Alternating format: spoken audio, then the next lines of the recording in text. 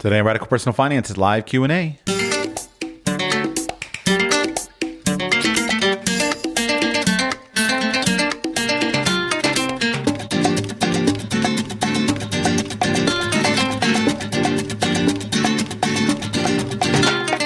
Welcome to Radical Personal Finance, a show dedicated to providing you with the knowledge, skills, insight, and encouragement you need to live a rich and meaningful life now while building a plan for financial freedom in 10 years or less. My name is Joshua Sheets. Today is Friday, January 6, 2023, the first live Q&A show of a brand new year. I'm excited that you're here with me. It's going to be a fun and meaningful and productive year for both of us.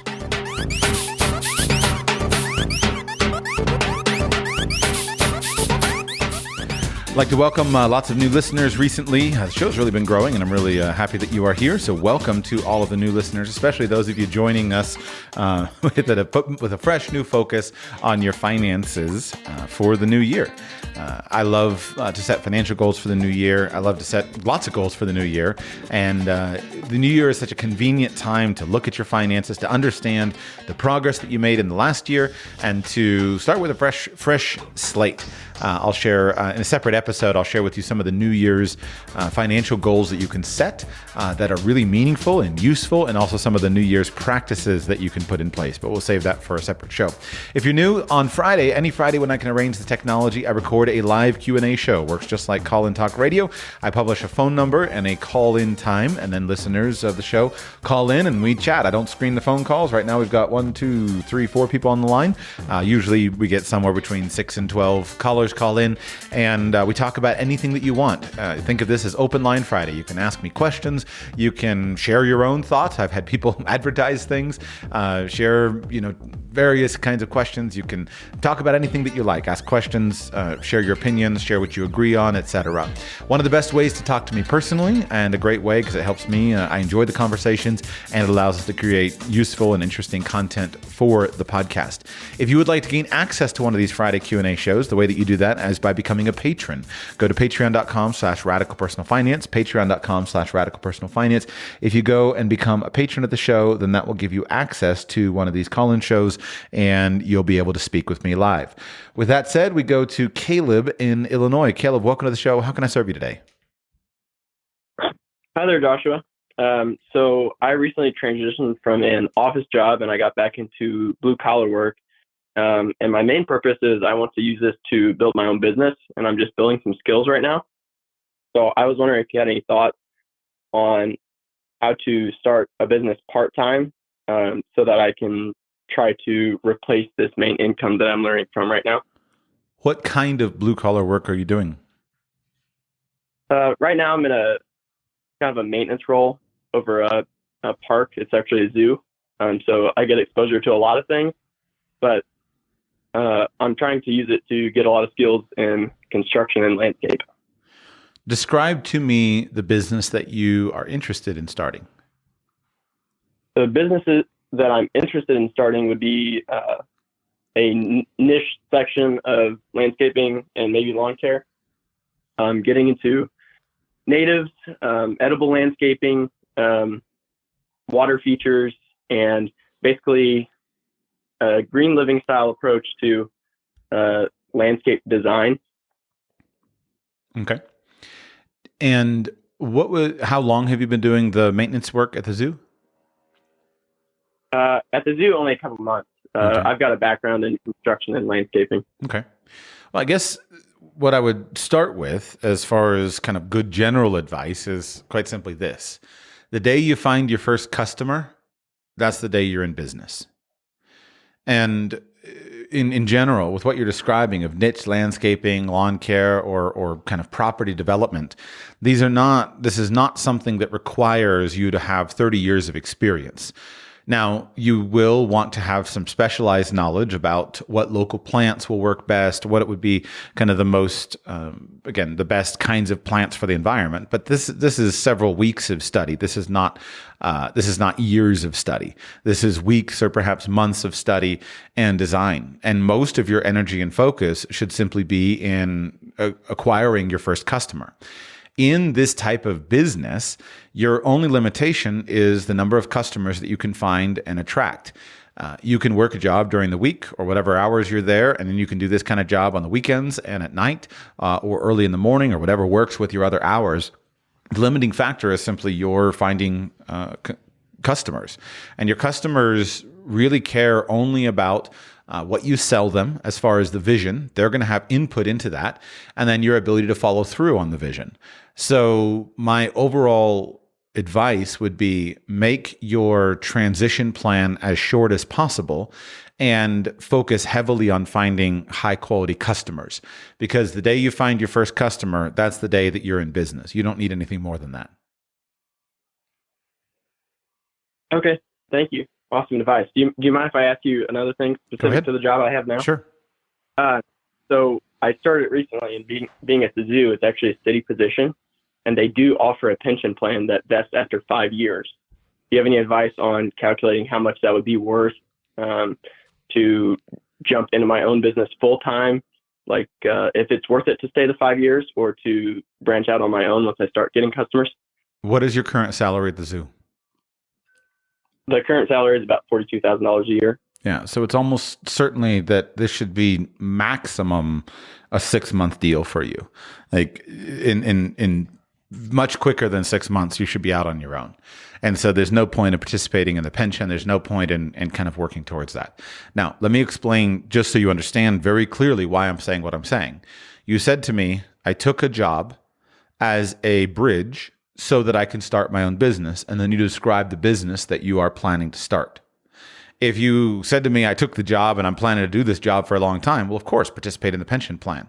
But you're taking this job to learn some skills and to give yourself some income while you're starting a business. And my point is, there's never going to be a better time to start a business. And maybe you'll vest 5 years from now, but so what? Just because you vest, it still is not going to make a meaningful difference in your income. So you should be able, in 12 months or less, you should certainly be able to replace a $40-something thousand salary. And you should certainly be able to double that next year. And you should certainly be able to double it again in year 3. And so this is just not that. I don't think this is in any way out of reach. What kind of price range are you imagine? Like, describe to me a job that you might do for a potential client and how much you're going to bill that client for that kind of job. So it would be totally dependent. I think I would start building a portfolio. It would be kind of front yard installs, lawn replacements, raised bed gardens, so small carpentry. So a lot of those jobs on the material side, it would probably be between $1,000 to $5,000 in cost, and then it depends on the size for my labor and if I end up getting anyone else onto the business. And then a 20% markup seems to be about what I'm looking at there. So it's just filling up with enough market demand. I haven't done enough research on that area, specifically being in the area that I am. I'm not sure how many, compared to big cities, how necessary all the green living style landscape design is. Okay.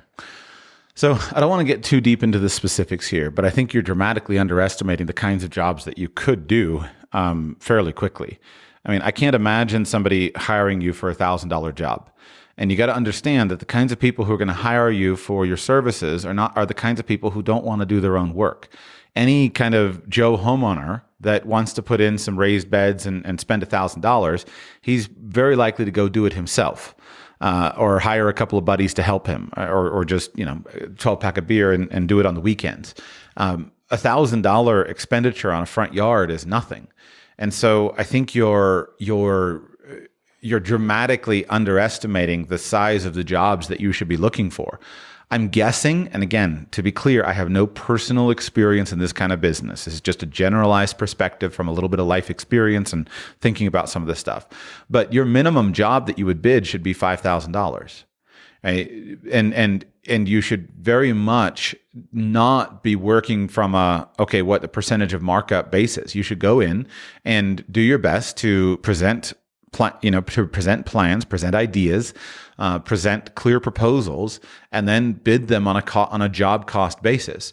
Now, clearly, you're not yet a landscape designer who's going to have the fullness of that, but I think that you're basically your minimum job size. What I'm saying should be $5,000.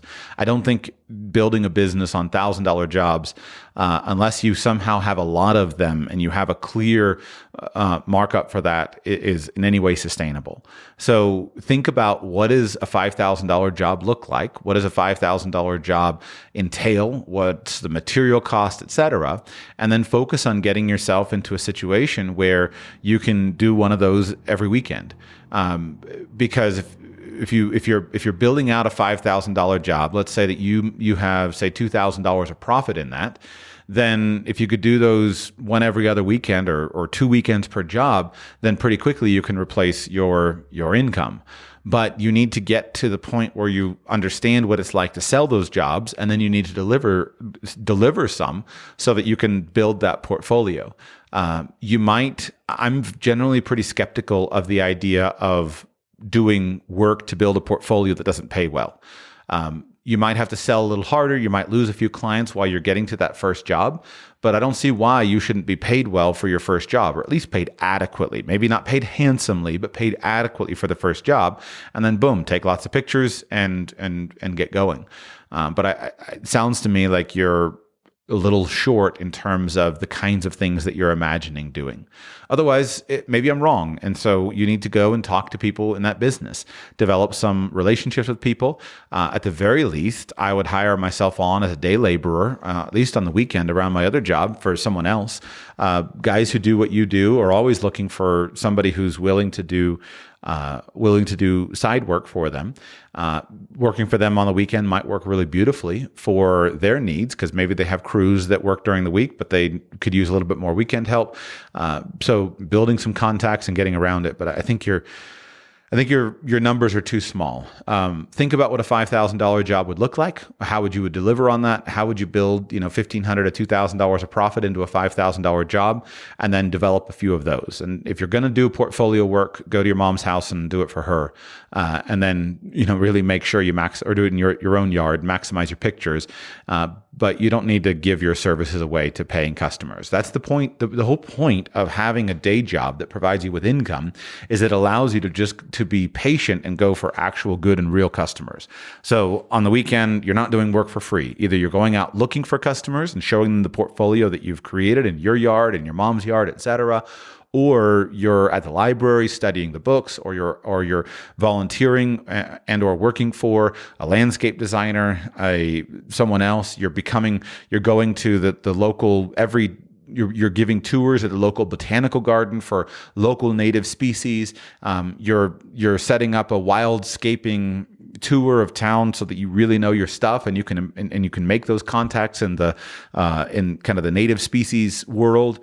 But I guess my point is, you're not going to make a living on $1,000 jobs.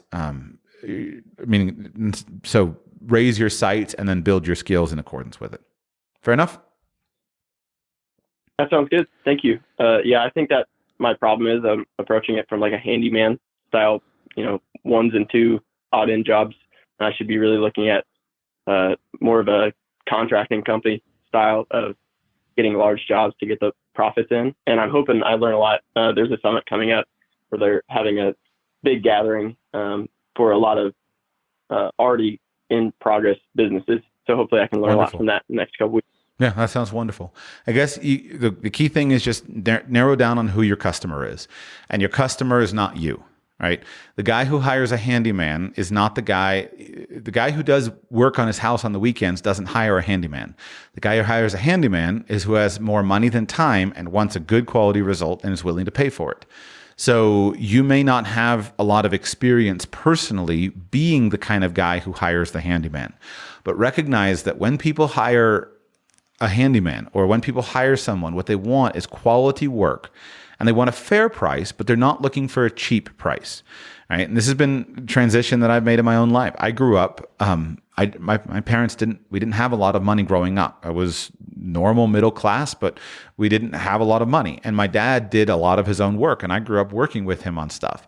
And so I was very much in the DIY mentality. And as I got older and as I started to have more money, I realized I don't want to DIY this stuff anymore. I don't enjoy it. I don't want to do it. I don't like it. And so I want to hire it done. And so I, over the years, have hired more people to do stuff. Now, and I do have a budget. So there are times in which I don't do things because I just don't feel like that's worth it. But when it's worth it for me to hire somebody, I'm not looking for the cheapest price. I'm looking for the guy who's the most reliable. I'm looking for the guy who's going to follow through and do what he says he's going to do. I'm looking for the guy that can provide the insight and the expertise that I don't have. I'm looking for a guy that's going to make sure the job site is totally clean at the end of the day. I'm looking for a guy who's going to be trustworthy. Those are skills that you already have, or I hope you have. Or if not, fix them, right? Show up on time, do what you say you're going to do, and clean up before you leave.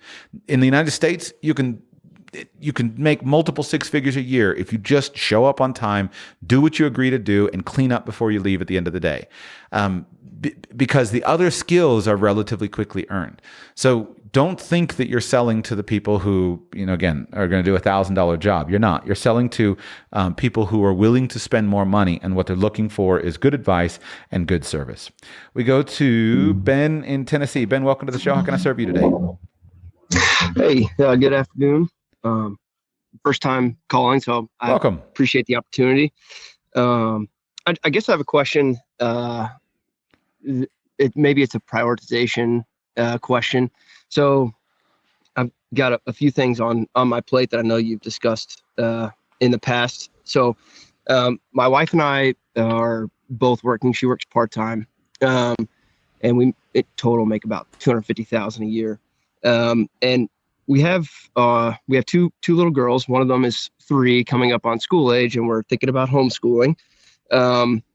We also recently purchased a vacation property that we really like, but now we're wondering if maybe it's too much of an anchor financially. What I'm considering doing is somehow, reducing our income to try to make homeschooling more doable, for us from a time standpoint, whether that means me going down to part-time and her continuing part-time, or she really enjoys her part-time work. So I would like for her to be able to continue doing that. I guess my question is, I can tell you, what I'm thinking is that, potentially we just exit the vacation property and, allow ourselves a little bit more room to reduce income. But the other option would be, of course, we, maybe skip homeschooling and continue to both work the current amount that we're working. Sort of general, I guess I just don't know if there's maybe some ways you would advise me to think about this. Sure. Thinking about sort of these multiple priorities. Let me clarify. Your eldest is 3, and you also have a younger child?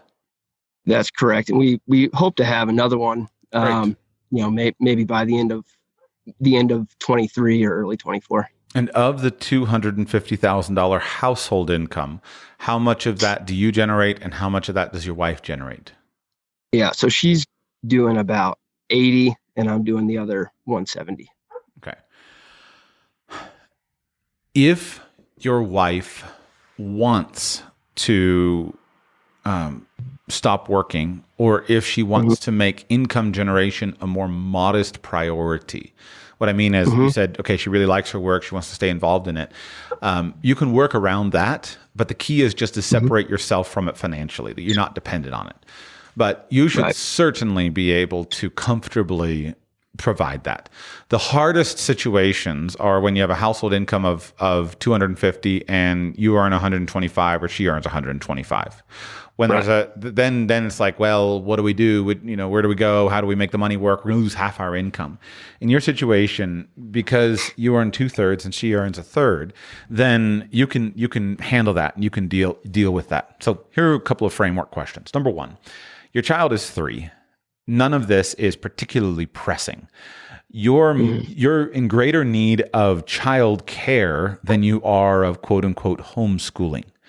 Homeschooling in the early years is much more about character development.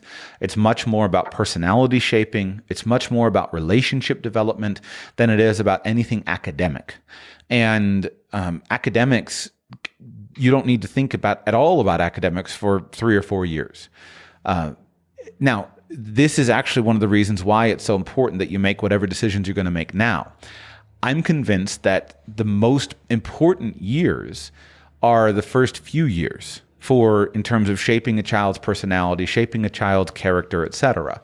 And that's why it's so hard to hire those things out or institutionalize those things. As huge of an advocate as I personally am for homeschooling, there's no denying the fact that you can hire excellent teachers to teach your child academic subjects. There are many very high quality schools, private schools, Christian schools, government schools. There are lots of wonderful schools out there with dedicated teachers who do a great job at teaching academics. The problem is, how do you hire somebody to shape your child's character? How do you hire someone to teach your child virtue? How do you hire someone to instill these things into your child? You can't do it. The only person that can do it is a mom. That's it. A mom who has the patience to be with a 2-year-old, a 3-year-old, has the patience to work with, to encourage kindness, to encourage stick-to-itiveness, to build relationship connection. And so when you institutionalize your 3-year-old, you're taking the most valuable years of life and you're putting those years of life into the hands of a minimum wage or close to minimum wage, clerk kind of thing. And that person, that daycare worker, even if he or she is beautifully dedicated, is never going to have the patience that you and your wife are going to have with your own child.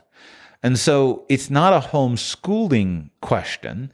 It's a child raising question. That's the most important thing. And you're already there. You're not there from a schooling perspective. You're there now from a child raising perspective. Now, one of the great things to look at is if both you and your wife have significant demands in your time, you have a few basic strategies.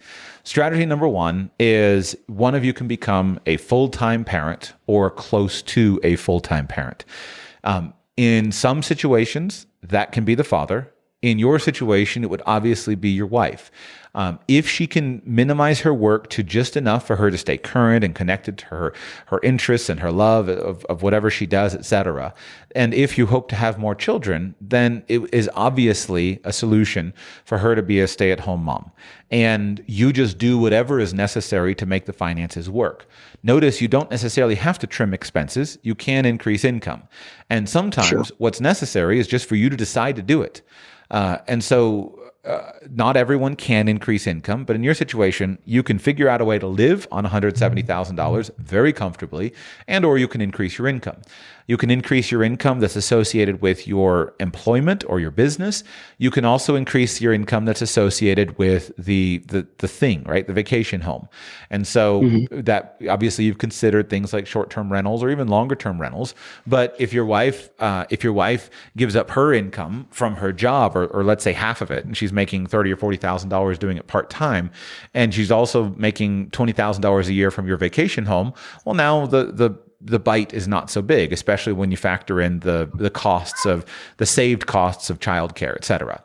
So choice number 1 is you can have one parent become a stay-at-home parent. That's a great choice. And I think in many cases is an ideal choice. Unless a mom or a dad is just not suited to being with children all the time for some reason, a handicap or a physical ability or emotional instability or something like that, I think in many cases that's the best solution. You also look and say, is there another family member? So this is where grandparents can be hugely helpful. And for many people, they say, hey, we still have an income, or we need to work, but is there another family member who doesn't have an income or who could provide some form of childcare? So grandparent, sister, close family friend, doing something with another couple that we like from church or something like that. Then you also look and say, is there a way that we can adjust schedules? So some parents can handle this very well because he works 4 days a week and she works 3 days a week. We don't have a lot of days off together, but at least one of us was with the children all the time. And then you can go to institutions, but you can try to choose your institutions really strategically. So you try to choose an institution that provides you with more of what you're looking for. And in some cases, maybe we found a wonderful daycare, 4 hours a day, and that's just enough to where then, one of us can pick our daughter up and be with her from noon to 8. The point is that I think at the ideal perspective, you probably have, 2 full-time parents. And then at the least ideal perspective, you get your child up at sunup, you rush him out of the house and rush him to a daycare, and you pick him up right before he goes to bed. And so finding a practical solution between those is the key. Now, what's going to make the difference for you is just simply the level of conviction that you have about it. It's not going to be a financial question. You could figure out the finances if you had the level of conviction. So I have a high level of conviction, which is why I speak clearly and try to convey that to you, while of course being respectful of each person's own individual choices. But because I have a high level of conviction, I know that I would do whatever it takes to make this happen. And that drives my decisions. It's not a matter of whether or not to take this course of action. It's a matter of how does it make the most sense for our family to take this course of action. If you have that level of conviction, then you will be able to chart out the path to get there. And if that means sell the vacation home, done. You can always buy another vacation home 5 years from now. No big deal. If you're lacking that conviction, though, then recognize that that is what you're missing. It's not a pathway through the finances, it's the conviction. And so you just want to think about it, talk about it, and between you and your wife, make whatever decisions and consider what your level of conviction is. And if your conviction is low because you have a great, just a daycare at the house across the street by this wonderful family that has beautiful children, wonderful, done. If your conviction is high because you have to just take your child and enroll him in a subpar environment, well, then the answer is obvious. So what I'm focusing on is don't mistake financial constraints with need for conviction. If you have the conviction, then the financial path will be fairly evident. You've already laid it out. It's either increase income or decrease expenses. Fix whichever one of those ones makes more sense to you. Or if you need more conviction, then spend your time thinking about that and don't worry about the money until you develop the conviction. Yep, that makes sense. I think you could probably sense that the conviction is low. Right. We're just sort of starting to talk through this. Like you said, she's only 3, right? So Right. got a couple years before academic starts. So we're just trying to make sure, that we're being intentional about materials that we're looking at, and just making sure that we're putting everything on the table Right. so we can Right. make the right call when it comes time. I guess one quick question. I'm not going to ask you for homeschooling resources. Do you have any? Have you ever read anything that you would recommend about someone who has an anti-homeschooling view? We want to make sure that we read both sides of this thing. Yeah, no, it's a very perceptive question and excellent. So from the anti-homeschooling view, there are a couple of major schools of thought. No pun intended. Usually I intend my puns, but I should acknowledge when they're not intended. The first school of thought has to do, or the first major objection. So actually, let me start in reverse order. The first major objection is generally practical, right? It's the situation that you're facing right now.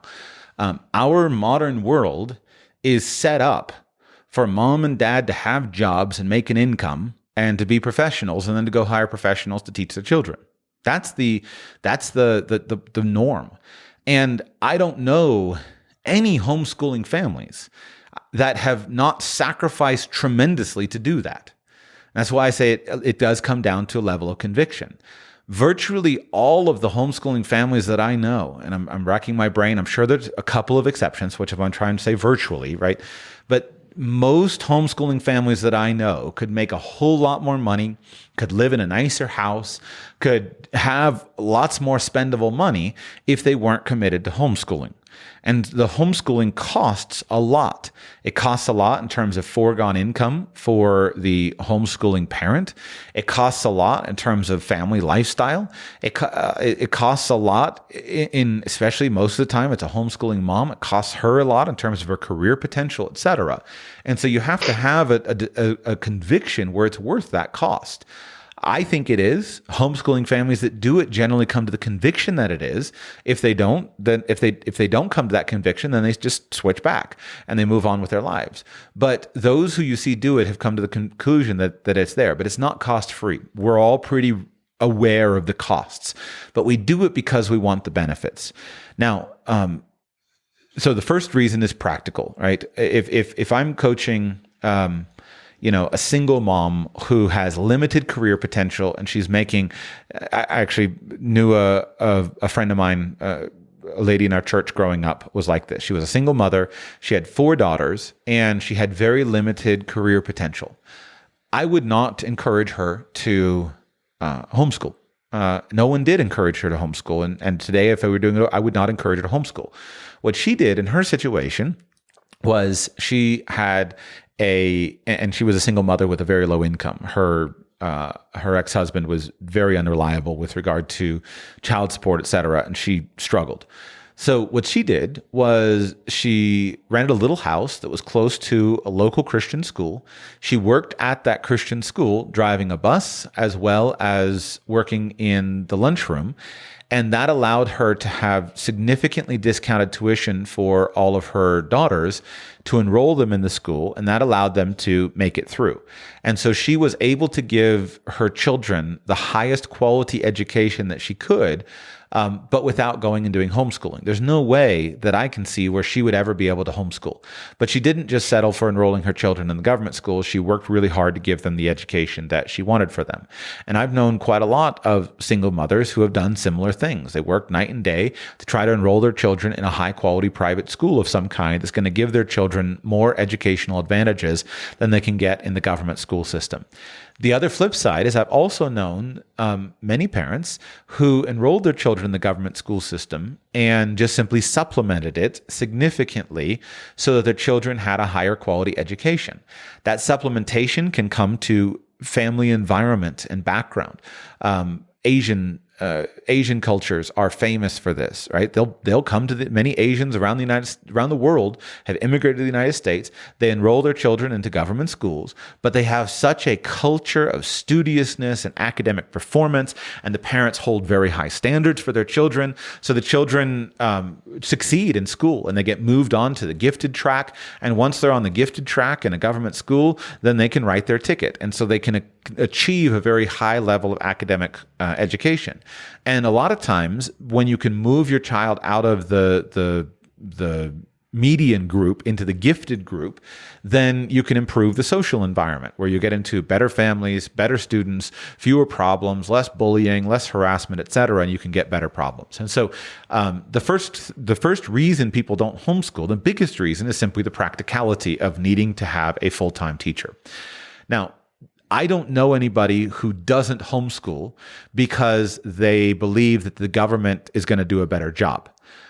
If you look at the people who are the loudest advocates of government schooling and the loudest opponents of homeschooling, very frequently they themselves do not participate in the industrial government school system. So, President Obama and First Lady Obama did not enroll their children into the local government school, even though they would be the first to step up and say, well, we should limit homeschooling, we should maximize government schools. Most politicians enroll their children into the elite private schools that are available to them. But this is a significant area of opposition in the political sphere. What I'm trying to point out is it's not in the practical sphere, but it is in the political sphere. In the political sphere, a major objection to homeschooling involves the lack of ability by government officials to coordinate curricula, to coordinate a one consistent curricula that all people are that all people are passed through, and the ability to use the schools to shape the culture, shape the civic culture, shape the perspectives and opinions of the people. And so this is usually the hot political debate. And people say, well, parents shouldn't have the right to pull their children out of schools. If you look at the countries in the world where homeschooling is strictly illegal, right? Germany, Sweden, etc., the reason has largely to do with this idea of government indoctrination. And so like the Germany's anti-homeschooling laws are an artifact of the Nazi regime under Adolf Hitler. So Adolf Hitler instituted mandatory schooling and forbade into privatized schooling as a way of shaping the minds and the ideology of the people. So after World War II, Germany threw off virtually all of the Nazi era kind of social programs, et cetera, except this one. And so it's a remaining artifact from that mind control era that the government has chosen to continue to pass forward. And so that is a big objection that many people have, is that how are we going to survive if parents have the right to educate their children the way that they should be? And so the point is, this is an objection, but it's not a practical objection. It's a philosophical objection. The next objection that you will hear has a lot to do with the professionalization of teaching. And so teachers say, listen, I was a trained professional teacher. I went to a teaching college. I have a 4-year degree, undergraduate degree in elementary education. I can do a much better job teaching your child than some, uneducated mother. How is that possible? And so it is important to recognize this. And I think that unfortunately, there's a severe lack of confidence on behalf of many homeschooling mothers, that homeschooling mothers have this like major inferiority complex where they go through life wondering, is what I'm doing okay? Like, am I doing good enough? Should I do better? And they think that somehow the professionalization of teaching is necessary. I myself think that this is largely nonsense from a couple of perspectives. Number one, it's nonsense because generally the stuff that we're talking about teaching is pretty basic stuff. If you can read, and if you have a book that gives you an outline of how to teach someone to read, then you can probably teach someone to read. You don't need to go to college for 4 years to teach someone to read. If professional help is needed, so for example, let's say that your child has a speech impediment, or let's say that your child has a learning disability, dyslexia, or some other various learning disabilities, then that's where I think professional training is very, very helpful. But even in that situation, I would still bet on the mother rather than the professional every single time, because the mother, in schooling her child with disabilities, is the one who has the motivation to seek out the world's best therapies. The mother is the one who has the motivation and the time to make sure that those therapies are accomplished. And she's going to be able to do a lot more than a teacher who has to work with 10 children who are in need of therapies. And so I think you definitely want to seek out the advice of experts if you have a unique child with a disability, et cetera. But that expert is your consultant and you're doing the work at home, just like with physical therapy, right? If your child has some other physical disability, well, your physical therapist is going to do his professional work, but you're going to supplement it with all of the work that you're going to do at home. So I don't think that there's the professionalization of teaching is something that is necessary, and it's certainly not necessary in the elementary school, middle school, and high school.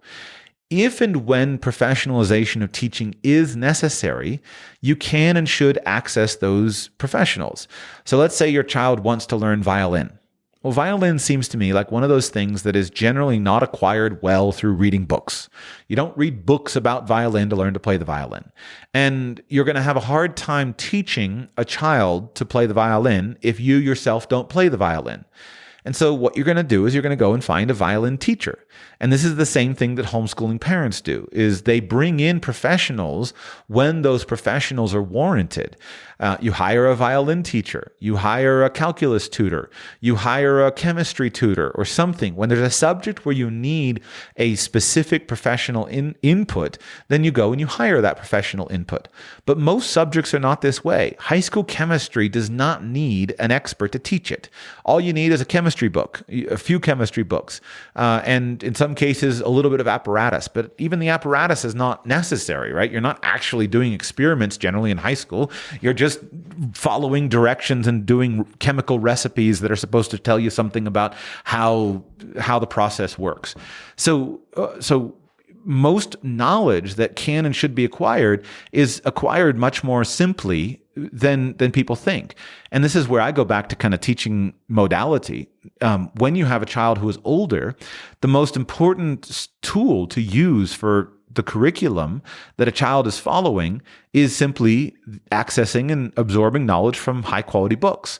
Because there you get a professional teacher, an author, who is an expert at his subject, who has created a book that's going to open the eyes of the student and teach the student what he needs to know, and is going to do it in a vastly superior way than a classroom teacher can do. And this is what drove me crazy myself throughout high school. Not everybody learns well through books. Maybe that's the case. I should give my caveats, right? Maybe some people like to sit in class and listen to lectures. But it drove me crazy that my high school experience was we would have a textbook, right? McGraw-Hill went out and hired 5 PhD chemistry people or 5 PhD biology people to write a biology textbook. And they sat down and they wrote a book with 400 pages in it and 30 chapters, teaching systematically, carefully, and clearly everything that was needed in the textbook.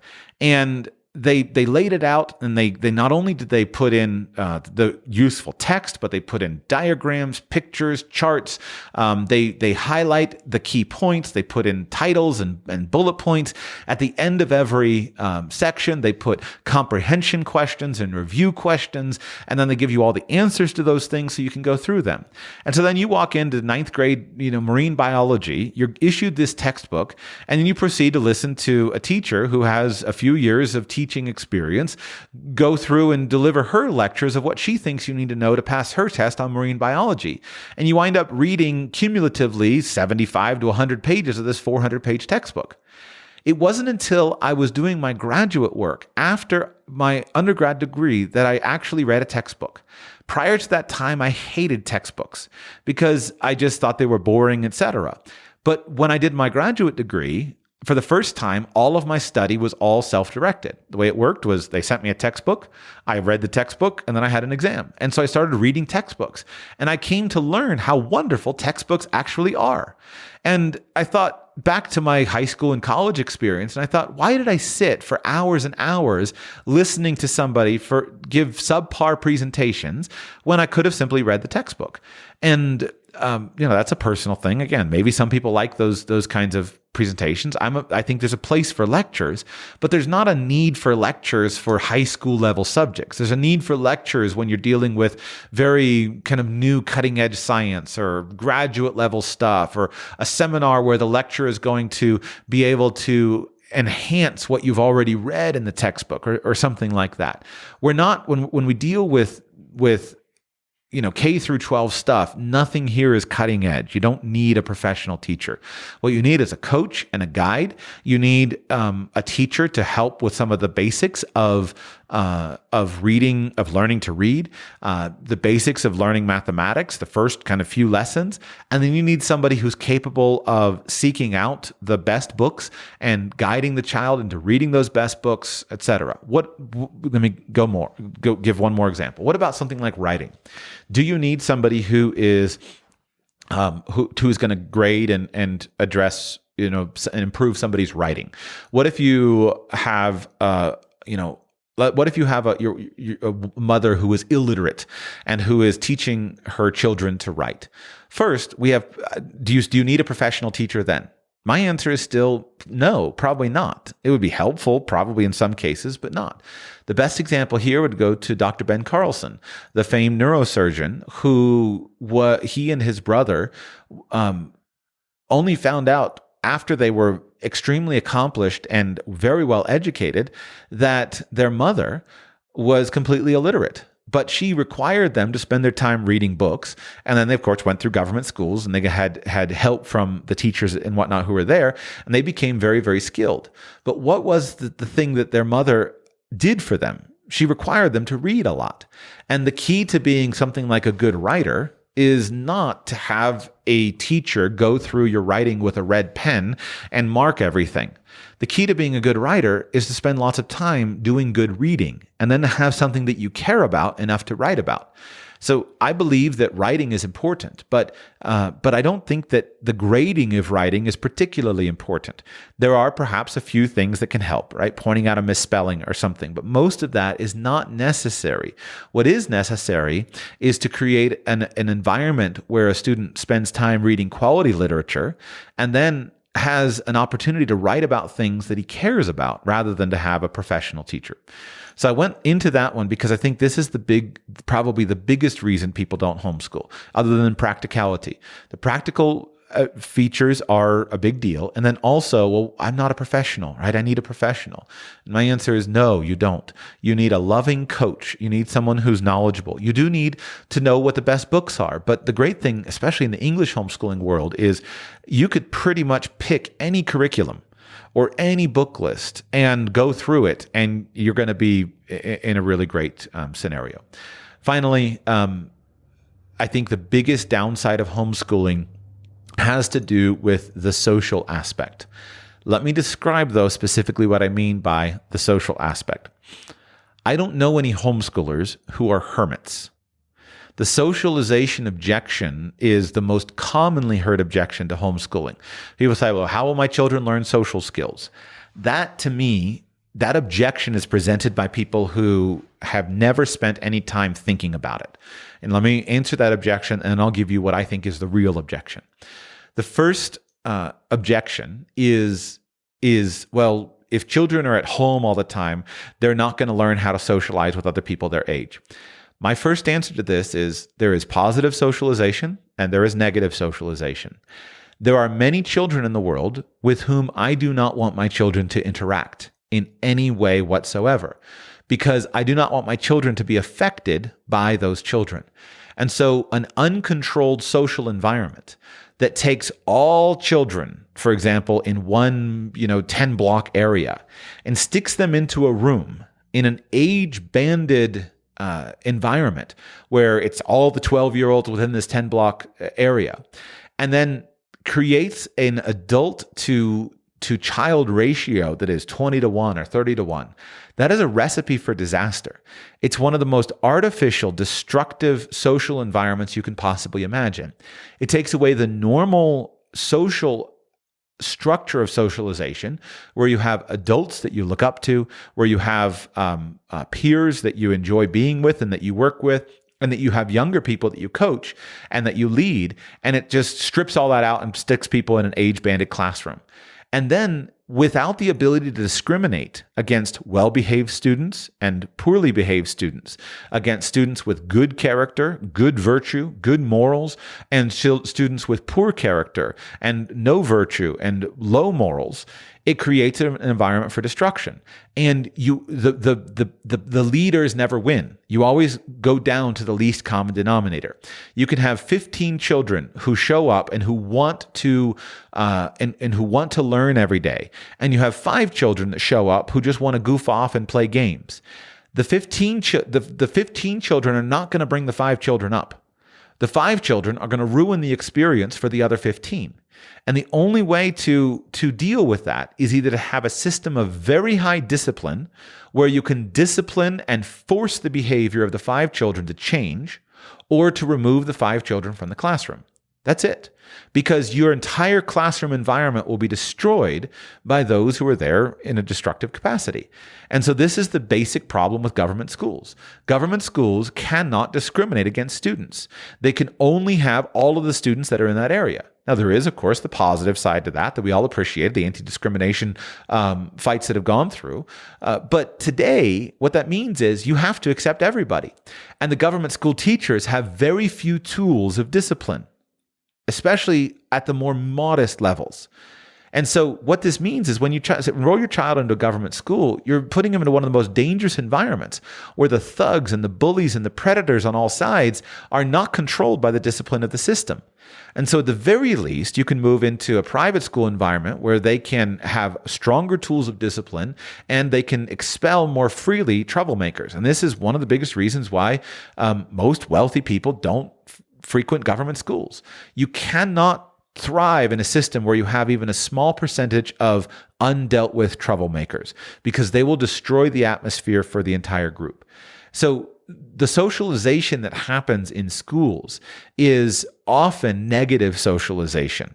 It's not positive socialization. And here I have some interesting insight because of my own experience. I was homeschooled with the exception of third grade when I went to a government school. I was homeschooled through seventh grade. In seventh grade, I went to a traditional local private Christian school.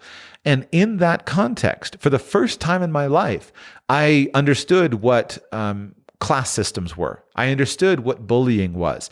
I understood what all those things were.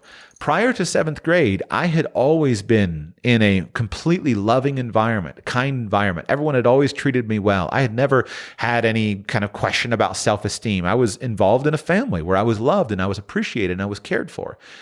And then I went into a school where all of a sudden, even though it was a better environment than I would have faced in a government school because of the ability of the school to restrict the specific students that are enrolled in it, i.e. discrimination, I was in a better environment, but it still had kind of all of those things. And I vividly remember, number one, how quickly I started to be aware of how I fit into the pecking order. But what was worse is I look back with shame, and I can think of a couple instances where I myself partook in starting to bully other students. Now, thankfully, I never was physically aggressive. I never punched anybody. I never threw anybody in a locker, etc. My bullying was limited in scope to saying unkind things or basically taunting and teasing. But I was taught by the environment that there were some kids that you looked up to, and there were some kids that you taunted, that you teased. And it was years later, several years after high school, I went to a high school reunion and I went and I sought out two of the boys that I remembered, and I apologized to them because it took me years to realize how I had mistreated them. And again, I didn't ever physically assault anybody. I just teased people, but still I was ashamed of it.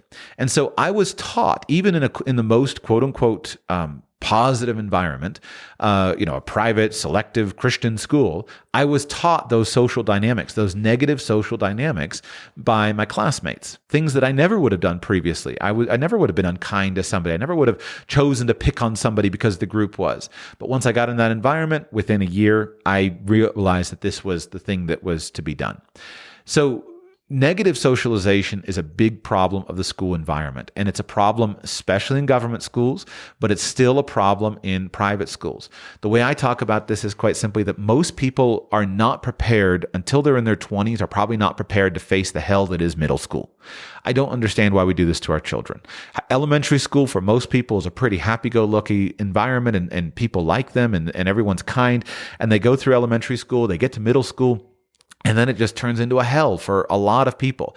And they start to build up calluses and whatnot. And many people go to high school and it's a little bit better. And I remember this feeling when I got to college. And I looked at all of the weird looking theater kids hanging out together. And I thought to myself one day, they're having fun. And I had always kind of had to hide a little bit that I enjoyed theater and that I enjoyed singing. I was never a theater kid. But I remember when I got to college and I saw the theater kids, like, they're having fun. They have friends who think like them. And then I got out of college. And I realized that once you're an adult, you can associate with whomever you want to associate with. You can associate with people who are kind to you, people who make you feel good. And I realized that this forced association of the school system is so destructive. When I reached 25 years old, I felt like, you know what? I could probably go back to high school now and deal with it. But the average high schooler can't deal with it. And my evidence for that is look at everything from at the hardcore rate, the suicide rate in the United States, all the way up to just the weird social vices that people have. So it's a huge problem. Now, let me continue to the other aspects of socialization. I think that once we step away from the negative socialization of schooling, which is primarily caused by the structure, the artificial structure of forced association of students in age-banded environments, the socialization that does happen generally doesn't happen very well. So you say, well, I'm going to go to school to see my friends, but I'm going to see my friends for the 4 minutes between classes, and then we're going to whisper in the back of the room. Or I'm going to go to school and enjoy my lunch break with my friends and enjoy the 25 minutes that we have to eat lunch and visit. Well, that stuff's really great, but it's not quality socialization. It's not a time where you actually have significant time to interact with your friends. And so one of my huge objections to schooling is that it's a colossal waste of time.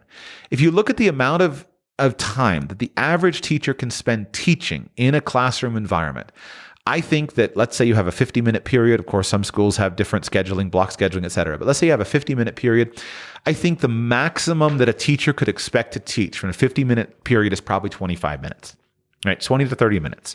And so if you look at the actual percentage of time used by the 15 to 18,000 hours that we enroll a child in school, the actual learning time of that 15 to 18,000 hours is probably something on the range of, 3 to 5,000 hours total. And yet we suck up all of this time, and we have subpar learning opportunities, and we have subpar socialization opportunities. Because there's not free association. There's not actually a lot of time spent together. From the learning opportunities, if you go to homeschooling or more interest-directed, individualized learning, you can have a significantly higher level of learning happen in a dramatically less amount of time. So let's go back to that 9th grade marine biology classroom. Teacher is standing up in front of the room. She's got a 50-minute period, and she's got probably going to have 25 minutes of teaching. Well, she's going to teach her 25 minutes using verbal expression. I'm using verbal expression right now. I'm talking fast, I think fast, and I talk fast, pretty fast. And some of you are listening to me at 2x speed. In fact, many of you are. In a classroom, you can't listen at a 2x speed. The maximum verbal rate of delivery for a prepared presentation is probably about 8,000 words per hour. I measure because of my language interests. I've measured the average audiobooks that I listen to. And so a professional audiobook narrator reading an audiobook from a prepared book reads usually at a rate of about 8,000 words per hour. So if a teacher has 25 minutes, she's probably going to be able to deliver about 3,000 to 4,000 words of instructional content in that period of time, of actual 25 minutes of teaching. That's assuming that every sentence is carefully chosen, that every piece of knowledge that she wants to impart in the presentation is prepared, it's outlined in advance, etc. And so she stands up in front of the room and she conveys 3,000 to 5,000 words of information in a 50-minute class period. But when you read and you use books as the primary method of acquiring that information, just give me a good quality marine biology textbook and let me read it. A normal skilled reader probably reads at the rate of 15 to 20,000 words per hour. I read at about 25 to 30,000 words per hour in English. I watch my students are reading, my children, my eldest is reading at a rate of something like 15,000 words per hour, I would say. And so what the teacher might take all week to accomplish at that 3,000 to 5,000 words per hour times 5 hours turns out to be basically 1 hour of reading for a student who's acquiring information. And it's the same information, but actually a lot better. Remember, the textbook is prepared by somebody who took dozens of hours to plan it, to prepare it. They prepared the best visuals, the best illustrations. They edited the text multiple times to make it really, really pithy. So I think it's actually more extreme than that. But basically, it's a ratio of 1 hour of reading versus 5 hours of classroom instruction from an actual education perspective. So what happens in homeschool is you swap out the 5 hours of class sitting and you substitute 1 hour of reading, which leaves 4 hours available for other stuff. And so what you can do is you can say, let's do 2 hours of reading instead of 1 hour of reading. So we double the academic accomplishment of learning, double the amount of information consumed, double the amount of learning. And then we still have 2 hours. We have an hour or two for socialization and an hour or two for, say, a part-time job, or for, say, going and swimming at the reef and actually doing marine biology up close, because we can do a field trip every week. So in our homeschool, we do school 4 days a week, and then we always have 1 to 3 days a week that's available for other stuff. And then that actual learning time is constrained to something like, depending on the age, 4 to 5 hours. And yet we can accomplish, if not twice, at least probably 3 times as much as a teacher can accomplish in kind of a normal structured environment. So that opens up so many opportunities for socialization that are better and more positive. So now the socialization that the children can do is lots and lots of time of playing together, the afternoons together, or working on projects or other events where you don't have that artificial forced socialization that happens in school classrooms, but you have more free association. And so now if somebody is not treating you kindly, well, we're not going to play with that child anymore, or we're just going to walk away, or whatever the appropriate response is. And you get a much more reasonable approach. Then the socialization that can also happen across age barriers. So you get older children teaching younger children looking up to older children, adults being involved, all of that kind of inter-age stuff that's really, really important and really, really healthy. So socialization is in many cases the biggest objection that people have. And they say, well, my homeschool student is going to be weird. There are lots of weird homeschool students, just like there are lots of weird students in government schools. The weirdness that you have is largely going to be driven by your parents or your own personal unique peculiarities and personalities. But my stance on weirdness is your weirdness is not going to get better if you get enrolled into a school where you're bullied for being weird. If I've got a child who is weird, I'm going to protect that child and allow his weirdness to work its way through. And then we're going to work on getting non-weird. And then when he's non-weird, we'll kind of introduce more of those social pressures. The other thing is just that weirdness is often something that you love. Many of the greatest people in our history have often been those who were considered to be weird. As adults, we call it eccentricity, and we appreciate it, or we just call it genius. And yet, when you put everyone into an environment where there's no adult perception on kind of what can happen, you wind up creating these weird things where people want to insult them. Now, socialization where homeschooling is subpar. The biggest thing where homeschooling is subpar has to do with ability to access a highly ranked group academic focus, or something where you need a lot of people to do it. And so let me give real examples. Let's say that you're like hardcore into the classics and you want to do all of your schooling in ancient Greek and you're going to study the Greek philosophers hardcore.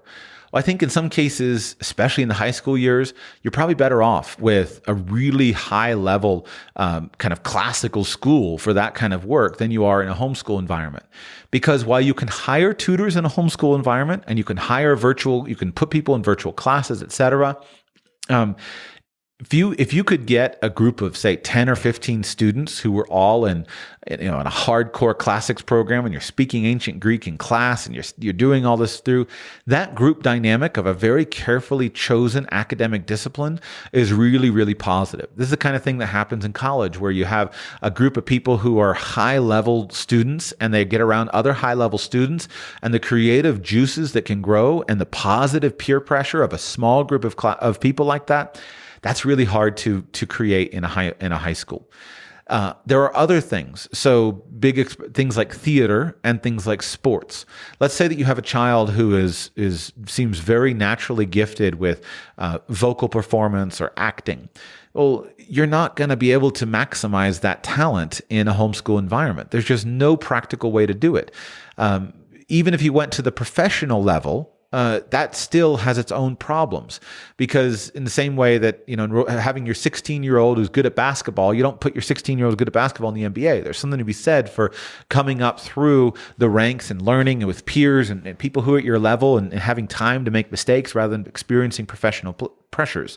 So if you have a child who's a talented vocal performer or a talented musician or something like that, in a homeschool environment, it's very hard to really fully actualize those things, especially if they relate to something where you need, a big cast like musical theater. Sports is the other example.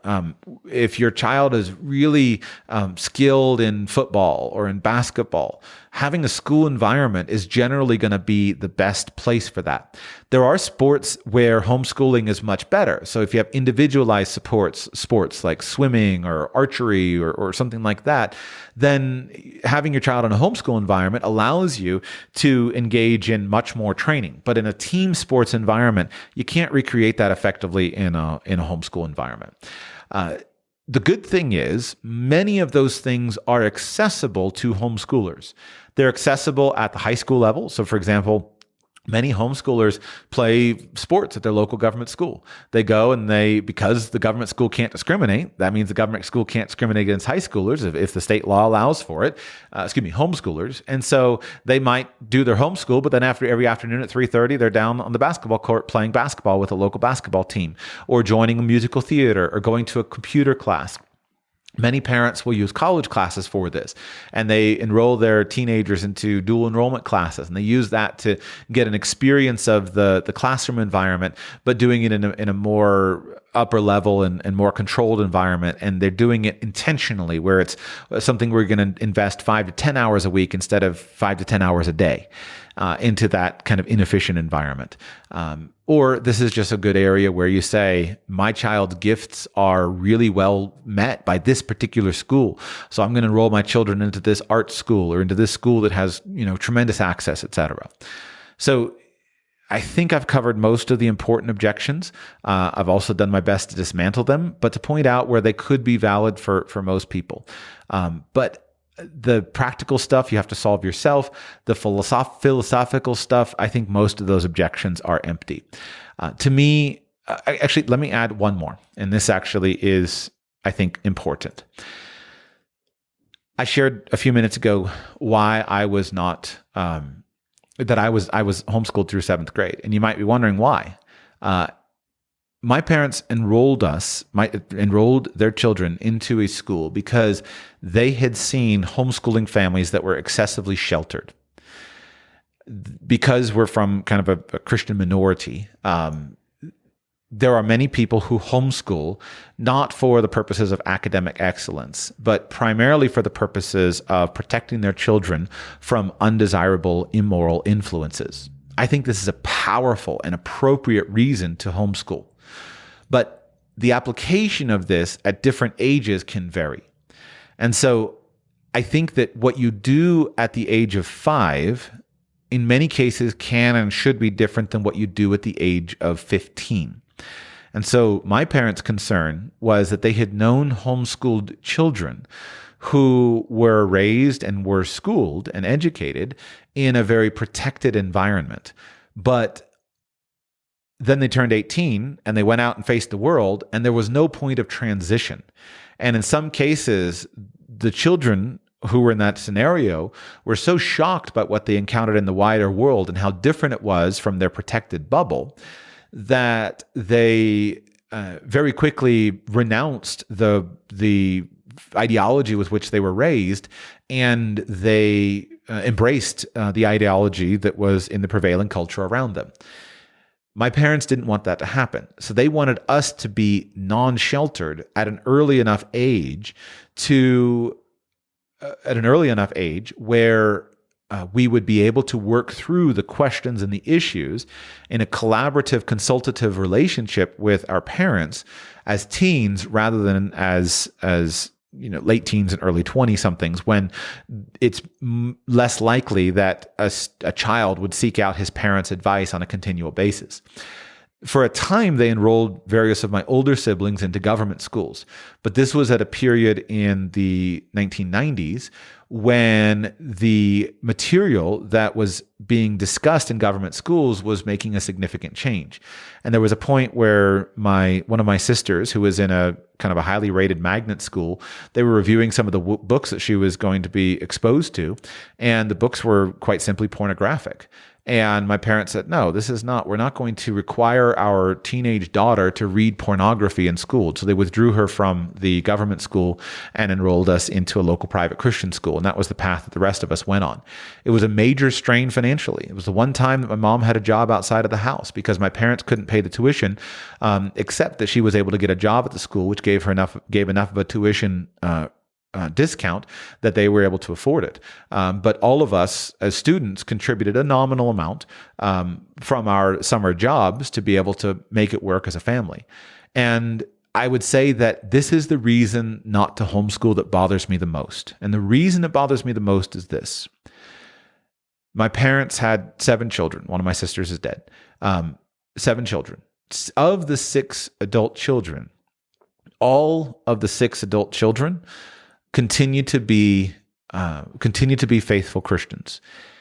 I know quite a significant number of Christian families, and to have all of the children of Christian parents continue to be Christians as adults is very unusual. Now, I think there are a couple of aspects to that. Number one, the faith of my parents and the environment that we were raised in built a tremendous level of respect from us children to our parents. And so that respect was a consistent thing. And so I wouldn't say that school was a causal factor, but it does remain the case that this was a big concern for my parents, that they didn't want us to be excessively sheltered. And so they intentionally exposed us to, in a still somewhat sheltered way, but they intentionally exposed us to these challenges of the world. And that does seem to have had a good influence, at least by that testimony. So this is the thing that actually bothers me the most as a homeschooling parent, is that because of that experience that I had, I often wonder, will I do the same thing? Will I enroll my children into a school when they're older? I believe that 5-year-olds should be exceedingly well sheltered. 10-year-olds should be very much well sheltered. 15-year-olds need to be significantly unsheltered in order to progress healthily into adulthood. I have often gotten frustrated at what could have been.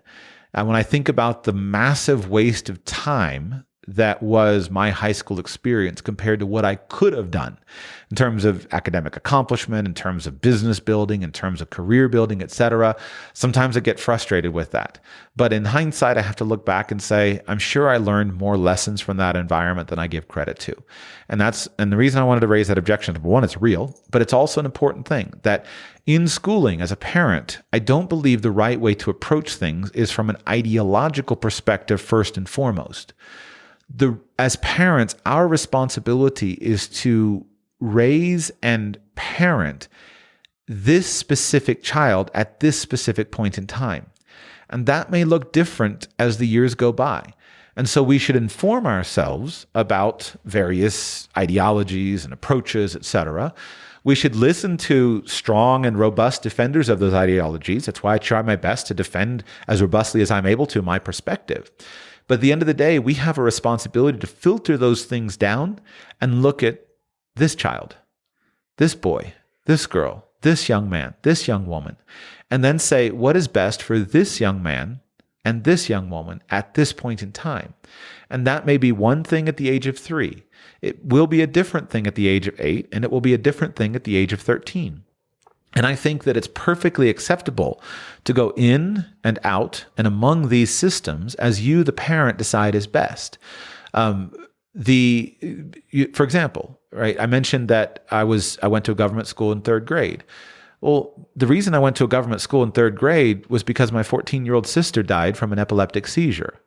And working their way through that in our family, I don't think my parents my parents decided that, you know what, homeschooling this year is not for us.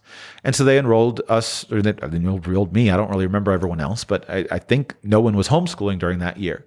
But then after 1 year of homeschooling, then our family was in a stronger place, able to press forward. And so they started homeschooling again. And along the way, sometimes my mom homeschooled me. Sometimes my grandmother homeschooled me. Sometimes the work was good. Sometimes the work was bad. Sometimes the academic achievement was high. Sometimes the academic achievement was low. Sometimes motivation and was a good environment. Sometimes there was less of a good environment. And when I use that term, I just mean in terms of academic structure and friends and such. So, as a parent, what I want to emphasize is that it's our responsibility not to be slaves to an ideology, but to be good parents and to study what is right for this child at this point in time. I defend homeschooling quite robustly because I believe it's a wonderful solution and really brings many opportunities and possibilities that are not available otherwise.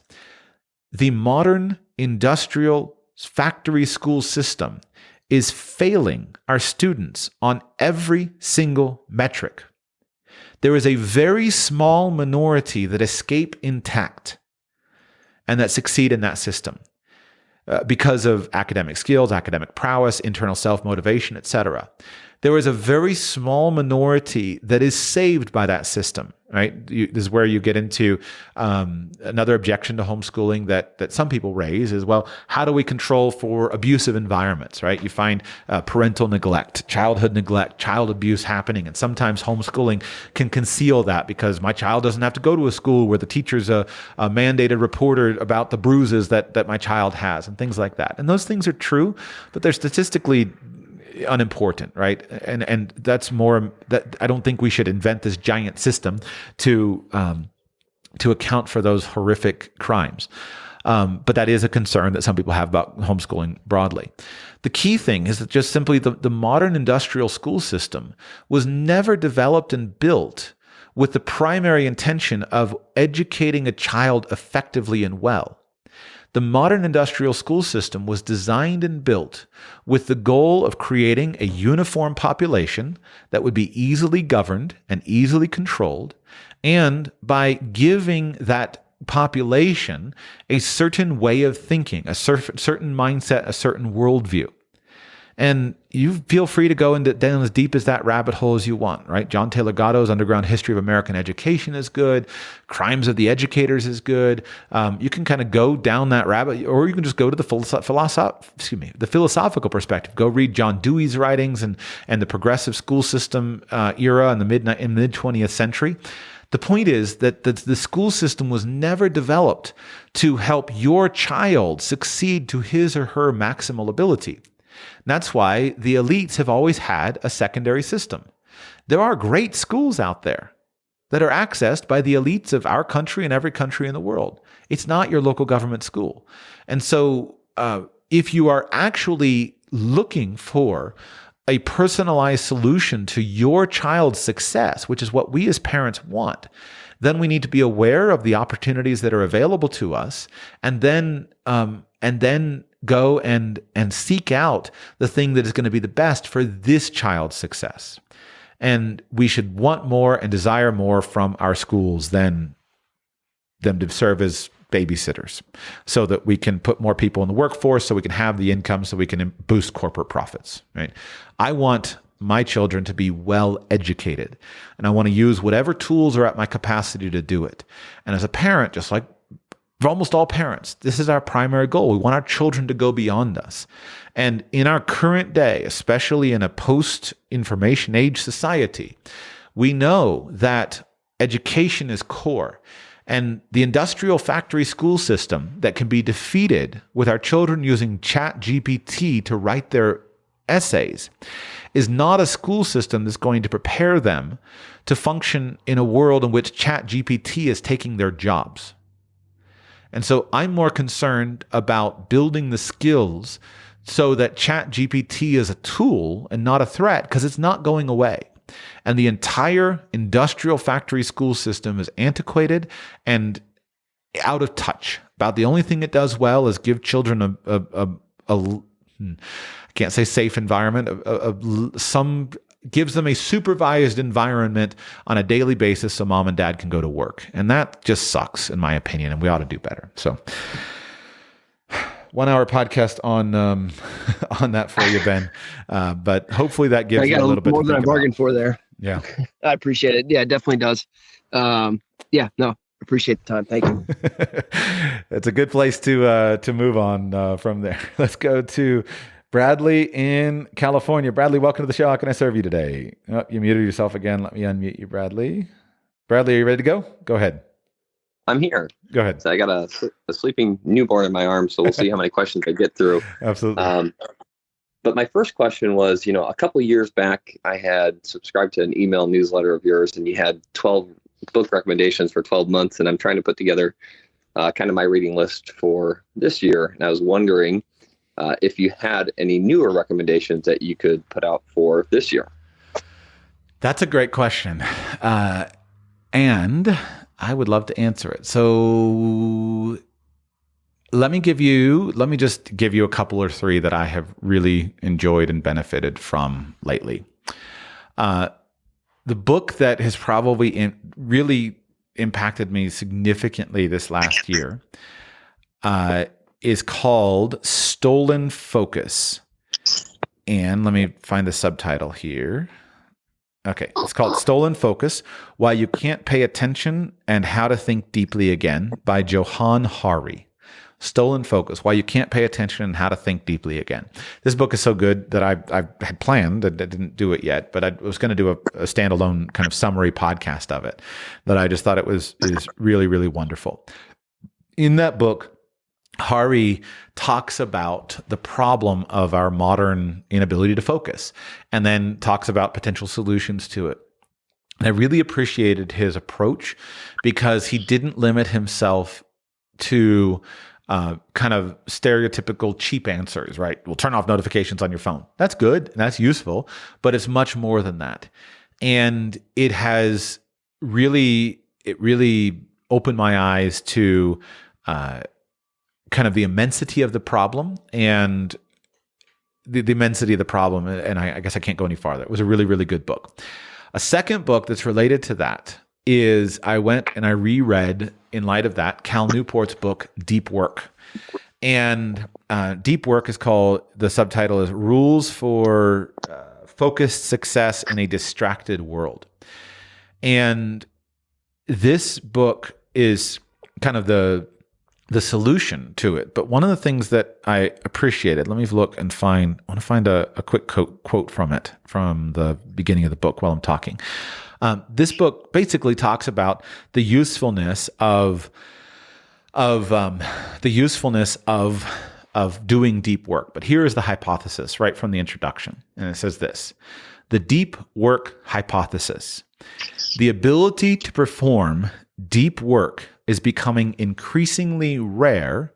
At exactly the same time, it is becoming increasingly valuable in our economy.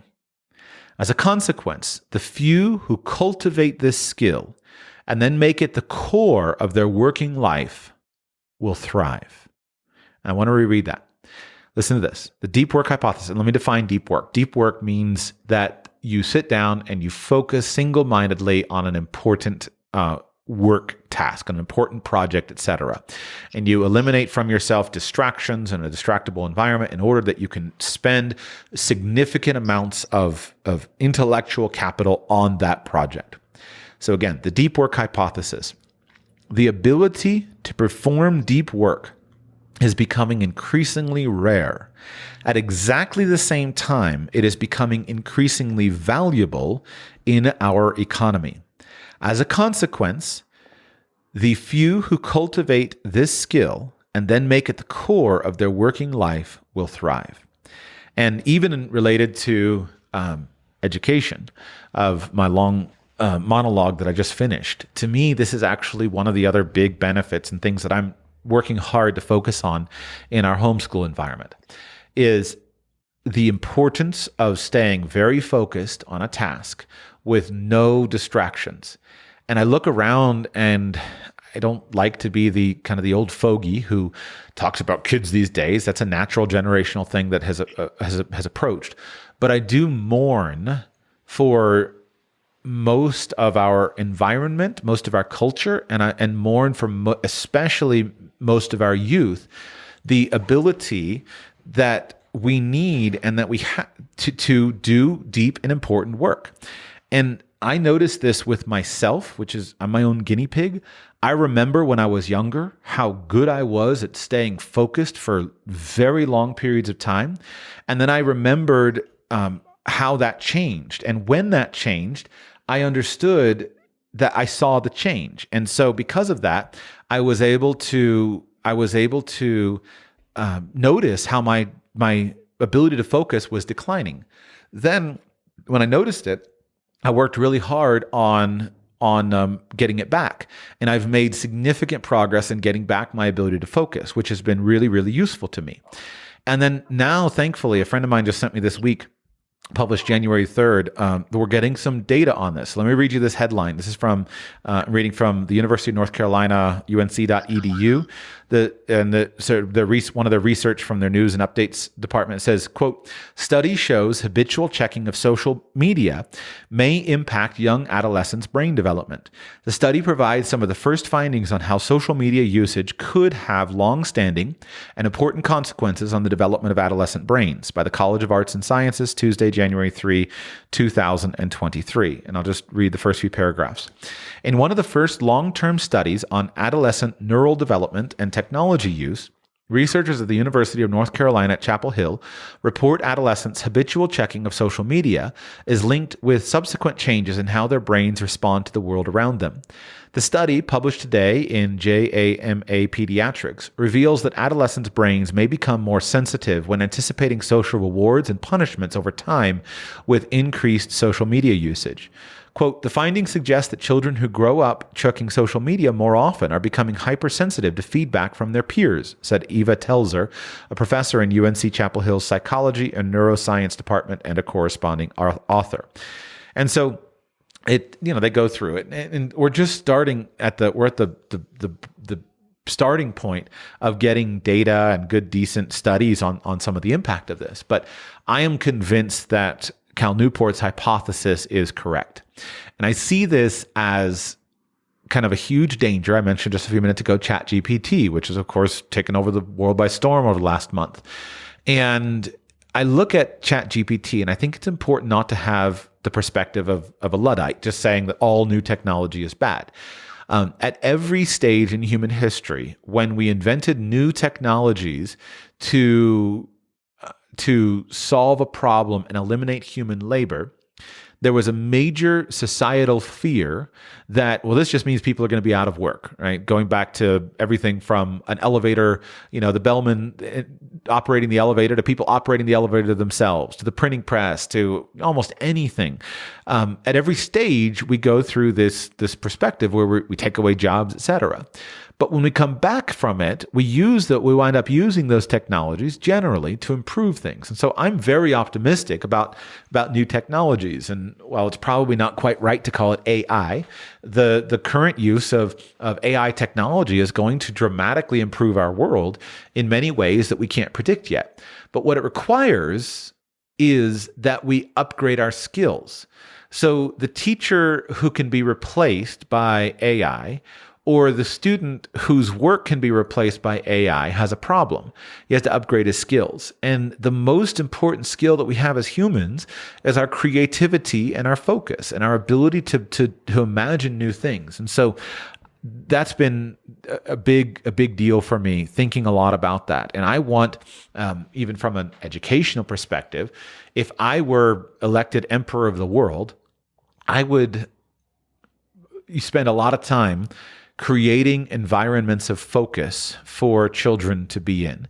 Now, those environments of focus for children, of course, will be different than for adults. When I want to when I want to encourage focused work, we want to focus on the work, 15 minutes, focus, then be done. And we want to have lots of unstructured playtime of no focus.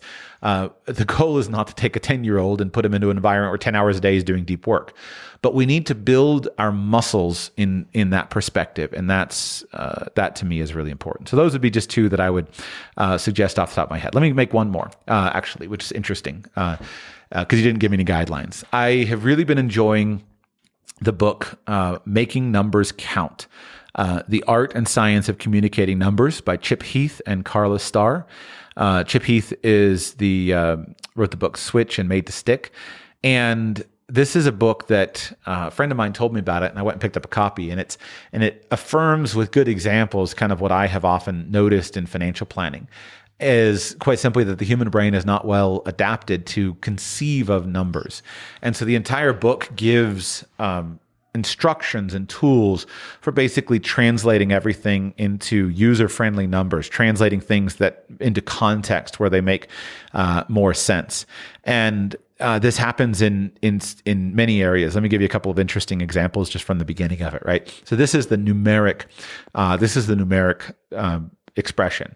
97.5% of the world's water is salinated. Of the 2.5% that's fresh, over 99% is trapped in glaciers and snowfields. In total, only 0.025% of the water on the globe is actually drinkable by humans and animals. So that's, a compelling statistic, but it's hard to remember. So here is the rewrite of it. Imagine a gallon jug filled with water with 3 ice cubes next to it. All of the water in the jug is salt water.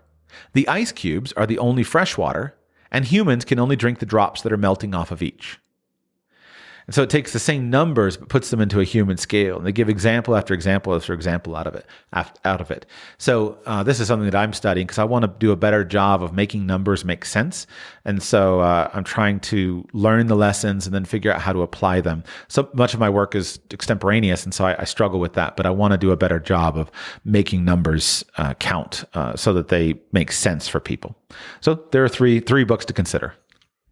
Yeah, no, those would be great. I love Cal Newport. I'm familiar with Deep Work, but I haven't read Stolen Focus, so I'll definitely check that one out as well. And just since you have interest there, another one to put on your radar might be Indistractable by Nir Eyal, if you haven't checked that one out. And I definitely haven't heard of the Making Numbers Count, so much appreciated. I will challenge you, because I have a long year ahead of me, if you ever have interest in it, to put out a full reading list, because I got 12 months of reading to fill. You've done a good job of effectively persuading me of the benefits of reading. And actually, I should thank you for that, because I've spent more time reading in the last year or so than I ever have.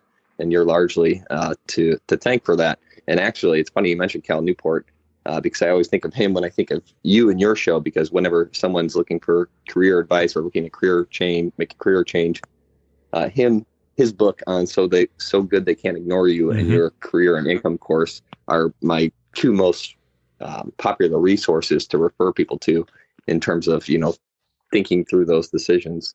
Yeah. So I put you in the same league as him in that regard for advice there. My second question was regarding kind of just a plan for spending. Every year I create an annual budget, and I'm trying to do the same for this year. I've been at a point where I've been saving and investing about 40 to 50% of my pre-tax income. And I really don't have much interest or see, too much marginal benefit in going beyond that. So instead of focusing on being more frugal this year or investing more, I really want to figure out areas where I can spend more for the most return on my personal happiness, my family's happiness, and spending more. It's not a big amount that I have, to add here, somewhere around 10 to 15,000 disposable income to do that. But I was wondering, what broad categories should I be looking at? I had a few in my mind, but I'm sure there's things I'm not thinking of, because I've kind of been in this really frugal mindset of just going at it full throttle for the last 4 or 5 years now. Love it. I should probably devote an entire series of podcasts to that. Because it's such a powerful way to think. Years ago, I did a show on budgeting, and one of the points that I made in that budgeting show was the importance of identifying whether certain categories in your budget should increase, stay the same, or decrease. When you look at your budget, spending less money is not the goal, but rather there should be an additional texture to say which categories of spending would I like to spend more money on, which categories of spending would I like to spend about the same, or in which categories would I like to spend less money on. And a lot of this comes down to personal values, etc. So what I would do is let me use my let me riff off of my 3-question to give you a framework for this 3-question idea. So remember, I've done shows on the 3 questions that are prior to financial planning. Question number 1 is, who do you live with? Question number 2 is, where do you live? And question number 3 is, what do you do for work? The idea being that if you live with the people that you love and you love who you live with, you can live a happy life regardless of your financial abundance or scarcity. Secondly, if you live in a place that you love and you just really enjoy that, that's going to drive everything about your life experience. And so choosing a place that you love at the macro level, country level, climate level, down to even just the specific house is a big deal. And then number 3 is what you do for work. And so I think that those are 3 categories that then would give you the insight into what specific areas of expenses do you want to focus on. And so like a house, for example, we can go the other way. Well, actually, let me take it in this direction. I'll split the order because it'll make, I think, the explanation simpler. So on your house, spending money on your house, I think one of the best areas where you can increase your expenses is often on your living environment. Anything that you can do to make your living environment more pleasurable for you based upon your specific scenario is a good thing. Sometimes this means changing houses. And so if there's a big structural change that can be accomplished, when I lived, I think it was 2/5 of a mile, less than half a mile from my office. It was what a wonderful structural change. To eliminate commuting, I didn't work in the house, but to eliminate commuting was one of the best structural changes to my life. In that particular house, when I was so close to my office, that house, I had a grocery store that was a 10-minute walk away and about a 5-minute bike ride. We had a library that was a 10-minute walk and a 5-minute bike ride. We had a wonderful park that was a 5-minute walk and a 5-minute bike ride. And so like having all of those amenities and not having to get into a car to drive everywhere is just a major lifestyle improvement. So sometimes changing the location of your house can be a smart thing to do. And if it costs you an extra $10,000 a year in interest payments, that might be a great thing to do. Then in terms of the specifics of your house, a lot of times, you said, I got this frugal house, but here we are now, we need to we want to homeschool, but we don't have a homeschool room. Well, spend $15,000 and add a homeschool room to your house, or spend $50,000 and add a homeschool room to your house and just cover it out of your annual mortgage expenses. Things like that give you the ability to live the kind of lifestyle that you want will be good investments. And in addition, spending on your house in terms of amenities. So whether it's taking out an interior wall and expanding the dining room so you can have bigger dinner parties, or putting an extra window in so that you can have more light and feel like you are in a better situation, or upgrading the kitchen so it's a useful, functional place to be. This is good money spent because your house provides one of the basic bones of your life, and it's really, really useful. I personally think that as men, we often discount the importance of this. I did myself when I was younger. And my wife would talk about wanting to do something on the house, and I'm like, let's be frugal. And then one day I just realized, and her situation is unique, but I woke up and I said, you know what, Joshua, you're being dumb, right? All of my wife's life is either in the house that we live in or out of the house that we live in. So as a mother, and a full-time mother and, a homeschooling mother, etc., she's always either in the house or working out from the house. So her ministry to her children is in the house. She's in the house a lot. Her ministry to others is in the home, right? Opening up our home, bringing in guests, etc. And so money that I spend on our home is a very, very important expenditure for her. That's different than me, right? Much of my life is outside of the house. I'm probably at home for more than most men, but still, when I go out for work, I work outside of the house. When I go out for play, I often play outside of the house. When I go out and do, work in the community, it's generally outside of the house. And so as a man, it's easy to underestimate the importance of the house and the home for my wife because we have different roles, we have different functions. And so I think that spending money on the house is a wonderful thing to do. And it has the side benefit that in some cases, not all cases, but in some cases, it can result in a financial increase when it comes time to sell the house. The second thing that can really be a great expenditure of money is on your career, on increasing the pleasure that you gain from your career. I talk a lot about increasing the amount of money that you gain from your career. But I think spending money on your career to increase the pleasure of the career is a really good thing to do. And there are many levels at which you can do that. So first, recognize that most of what we do in life is optional. And if we intentionally, consciously choose to do more of the things that we want to do, more of the things that give us energy, more of the things that invigorate us, and we intentionally choose to do fewer of the things that drain us, the things that we're not well suited for, the things we don't like doing, the things that make us feel, frustrated and angry, etc., we're increasing the quality of our life. And sometimes all that's needed is to spend $10,000 or $15,000 to make that happen. And so it might be you spending $10,000 or $15,000 to hire a personal assistant. Sometimes it's spending $10,000 or $15,000 to upgrade the tools of your life. Sometimes it's spending $10,000 or $15,000 on decreasing your salary by going to your boss and saying, "Boss, I don't want to do these things anymore," and swapping it out. Sometimes it's spending $10,000 or $15,000 on flying business class instead of economy class, or whatever the actual application is. The question I ask is, can I spend more money on my career in order to improve the emotional juice and the emotional satisfaction that I get from my career?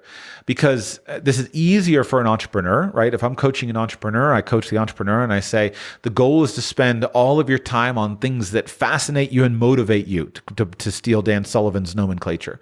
Like fascinate me and motivate me. I want to do those things that fascinate me and motivate me.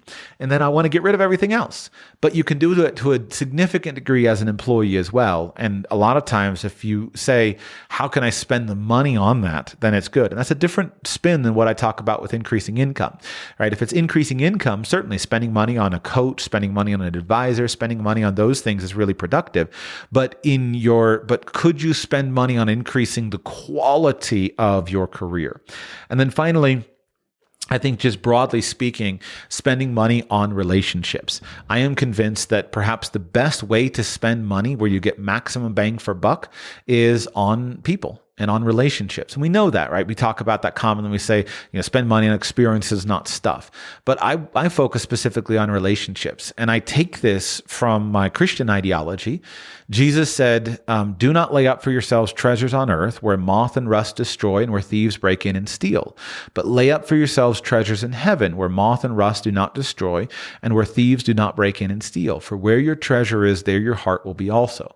And that, as a financial planner, I spent years thinking about that. And it really, I struggled with it, right? Because there seems to be this intentional, there is this clear conundrum at the very least. You can, whether it's or just conflict or conundrum. I don't like to go to, I prefer paradox or conundrum or like seeming disconnect between working as a financial planner, teaching people how to pile up money on earth versus what Jesus said. And some people, many good-hearted Christians, believe that what Jesus was teaching was to be taken in a literal fashion.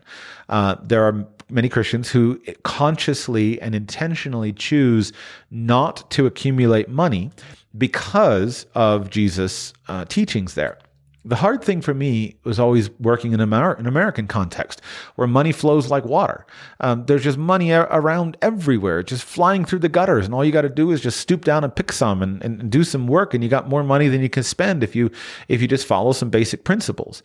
And so I thought, well, it seems irresponsible not to pile up money.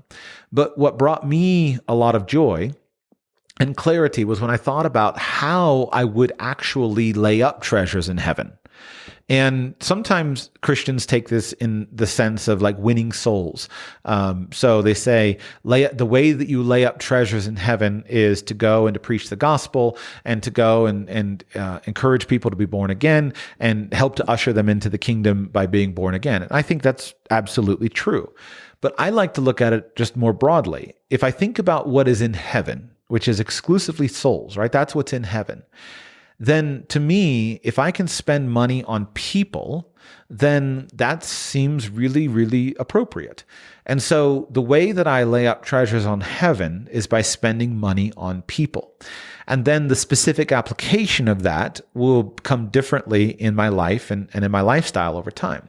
So one application of it, right, is my wife and I are expecting our 5th child. Well, they're not cheap, right? They're not as expensive as all the studies say, but they're still not cheap. But I'm laying up treasures in heaven because the one thing I can take with me into heaven is souls, the souls of those I impact and the souls of my children, who I can impact more than anybody else. And so I want to have a large family. And if it costs you another $10,000 or $15,000 a year to have a large family or to homeschool or something like that, I think those are good categories to spend money on.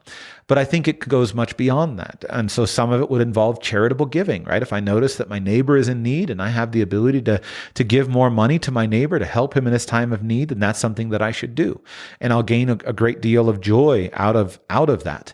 And then it can go beyond that, though. I think a big thing that we can do is we can create special experiences with other people. And sometimes all that's needed is to have a sum of money that we're willing to spend on it. And so if it means, setting up a dinner date with your friends and you're going out with you and your wife on a double date, and then all of a sudden, at the last minute, you swap from the frugal spot that's kind of the normal boring spot. I don't know, Chili's or something, boring place that would have just been a humdrum experience.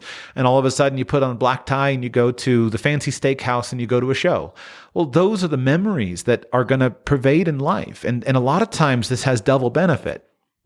First, people say, well, spend money on memories rather than on possessions, but they don't tell you how to spend money on memories.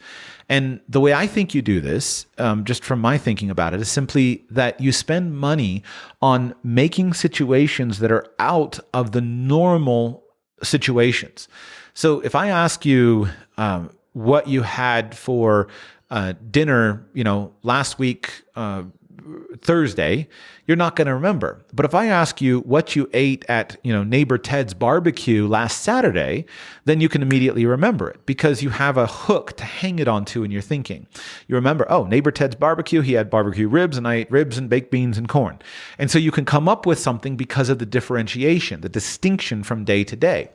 And this distinction is really, really important to creating a life that you can remember. Distinction doesn't always require money to be spent, but what distinction does require is thoughtfulness into creating something that is different than the normal life. I started thinking about this, I guess, a decade ago when I started thinking about holidays. There's this interesting. So I've never been a big holiday guy. I didn't celebrate a lot of holidays when I was growing up. And then I started to have children. And as I started to think about children and what I was going to do, I started thinking about holidays. In the Old Testament, God establishes for the children of Israel, he establishes certain holidays. And he says, keep these holidays. And if you look at why, he says, so that you will remember. Keep these holidays so that you will remember. And the holidays were all instituted to memorialize a specific happening, a specific example, right? The Passover or other events in the Exodus. And so I came to the point that the point of holidays is so that you will remember something. So come to our modern secular holidays, right? Why do we have Memorial Day, right? Well, it's supposed to be so that you will remember. Why do we have Thanksgiving Day? So that you will remember. And so the distinction of a holiday, the thing that makes a holiday different than a non-holiday is that our activities are different and our actions are different. So we can design a lifestyle where we can either go through life and live a very humdrum existence where day to day, week to week, month to month, year to year, there's very little distinction. There's very little, there are few things to remember. And then when we look back over the years, we can't see any texture to the past. And that's not very fulfilling. And if you compare that to building texture into your life, where you go through a day and you do something special on a certain day, right? It's a Thursday night. But today on Thursday night, we get out the fine china and we light the candles and we all put on our best suits and ties and our fanciest dresses, and we sit down for a dinner at Thursday night. That's memorable. Or on Tuesday night, instead of coming home to a same old dinner table experience, we light a fire in the backyard and we go and we cook our food on the fire. That's memorable. And all of a sudden you go through life, and if you're intentional about it, we can build these experiences day by day by day, week by week, month by month. And those things are the things that we treasure. And then back to the money, I think that one of the things that we can and should do with money is work to bring people into that kind of lifestyle. That sometimes you can spend money on people and you can craft a beautiful experience. You can craft a memorable event. You can craft something that they're going to appreciate. And that's when they look back on the past year, they're going to those events can be significant. They don't always need to cost money. And in fact, I think that some of the most interesting ones are actually the ones that don't cost money. They just cost time and thinking. In the American context, where money is so abundant, a lot of times what we can do to make an experience memorable is consciously not spend money. Because we're so used to just spending money.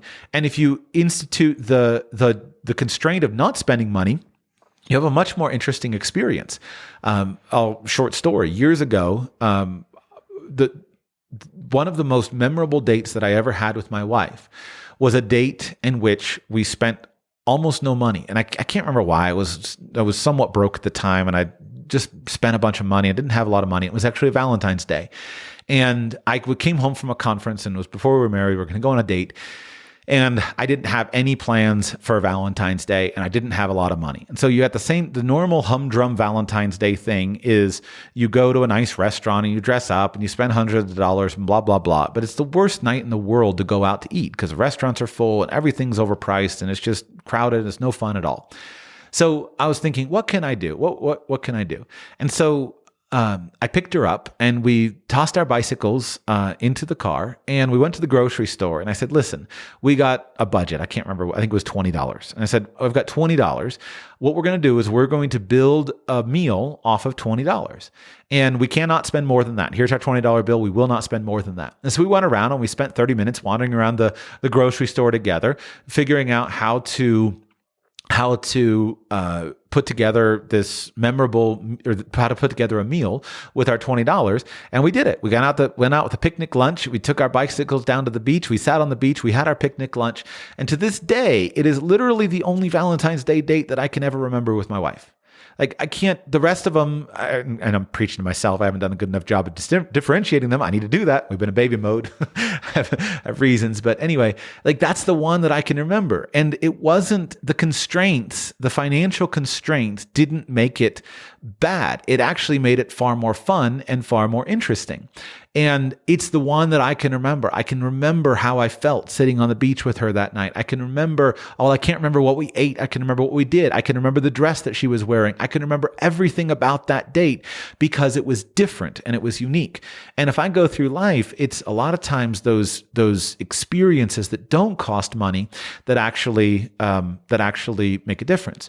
Now, where does money come in? Well, a lot of times you can invest money into people and give them those experiences. And so if it's, hey, normally we'd go on vacation, but let's invite that family over there that wouldn't ordinarily be able to afford this kind of vacation to go with us. And let's take them with us. And now you have days to spend visiting with them and engaging with them, et cetera, or et cetera. So there are more good categories to spend money on, but that's my just off the cuff answer to your question is that your house is a really good area to spend money on. And the good thing, not only for daily pleasure and kind of dollars spent versus time enjoyed, but also for it can potentially pay off Your career is a very good area to spend money on in terms of dollars spent versus pleasure engaged. You're going to spend, other than being in your house, you're going to spend most of your time at work doing work. And then the third thing is relationships. Anytime you can spend money on relationships or spend money on other people, I think those are good dollars spent. And those are the kinds of dollars you want to increase every year in your budget, not decrease. Oh, I love it. Especially, I mean, I have, a growing family. Like I said, I have a newborn. My significant other, she can be off work for 6 months. She's spending all of her time in the home. So just realizing, that, and just the enjoyment she gets out of, having a nice home. She's very aesthetically minded. I'm not. So pouring more into that, I can definitely see the benefits there. I have family out of state who can't afford to travel here often. I've brought them out a few times and whatnot. And, he said, including others who maybe couldn't otherwise afford to be included, who you get a lot of enjoyment out of them being included. I think that's another really good point.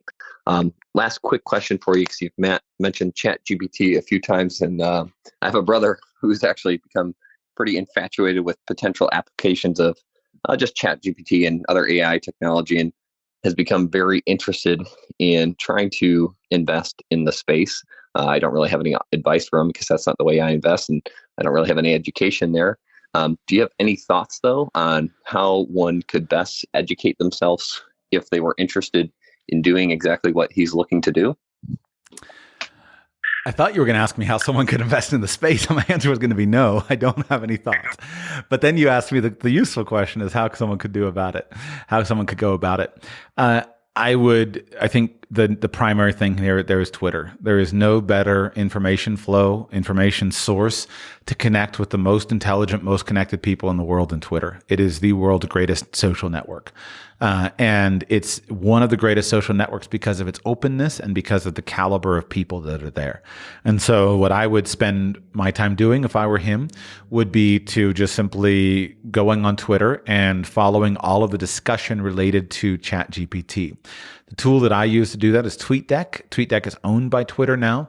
But the powerful thing about TweetDeck is that you can set it to automatically search Twitter.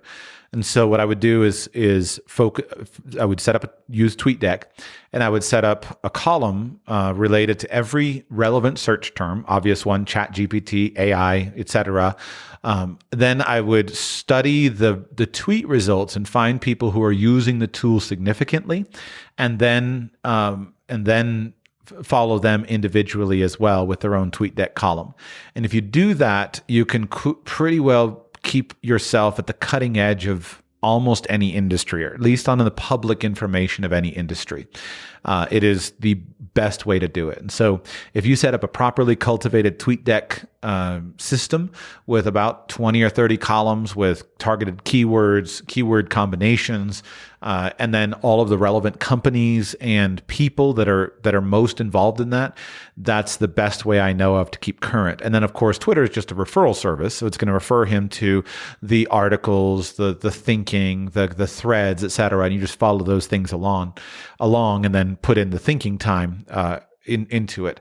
And then, of course, the other aspect to it is you need to be a thought leader.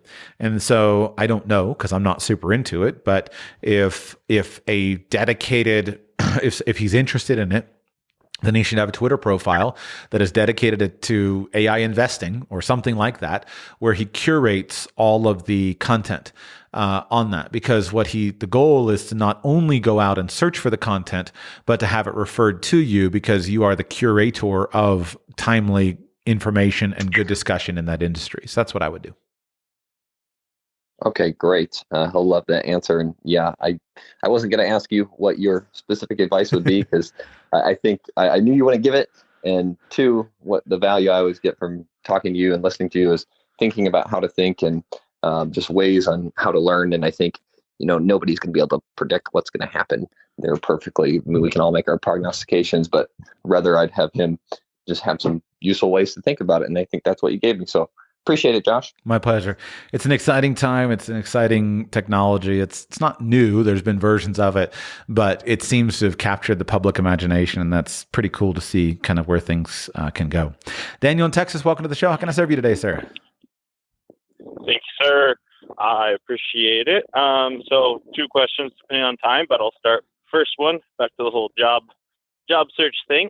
Do you have a recommendation on, as we are, of course, we're always looking at the next recession, right? But especially as we may more likely be going into a recession.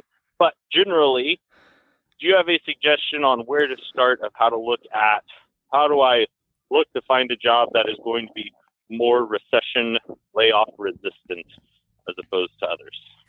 Absolutely. When I was younger, I loved the joke that economists have successfully predicted 17 of the last 3 recessions.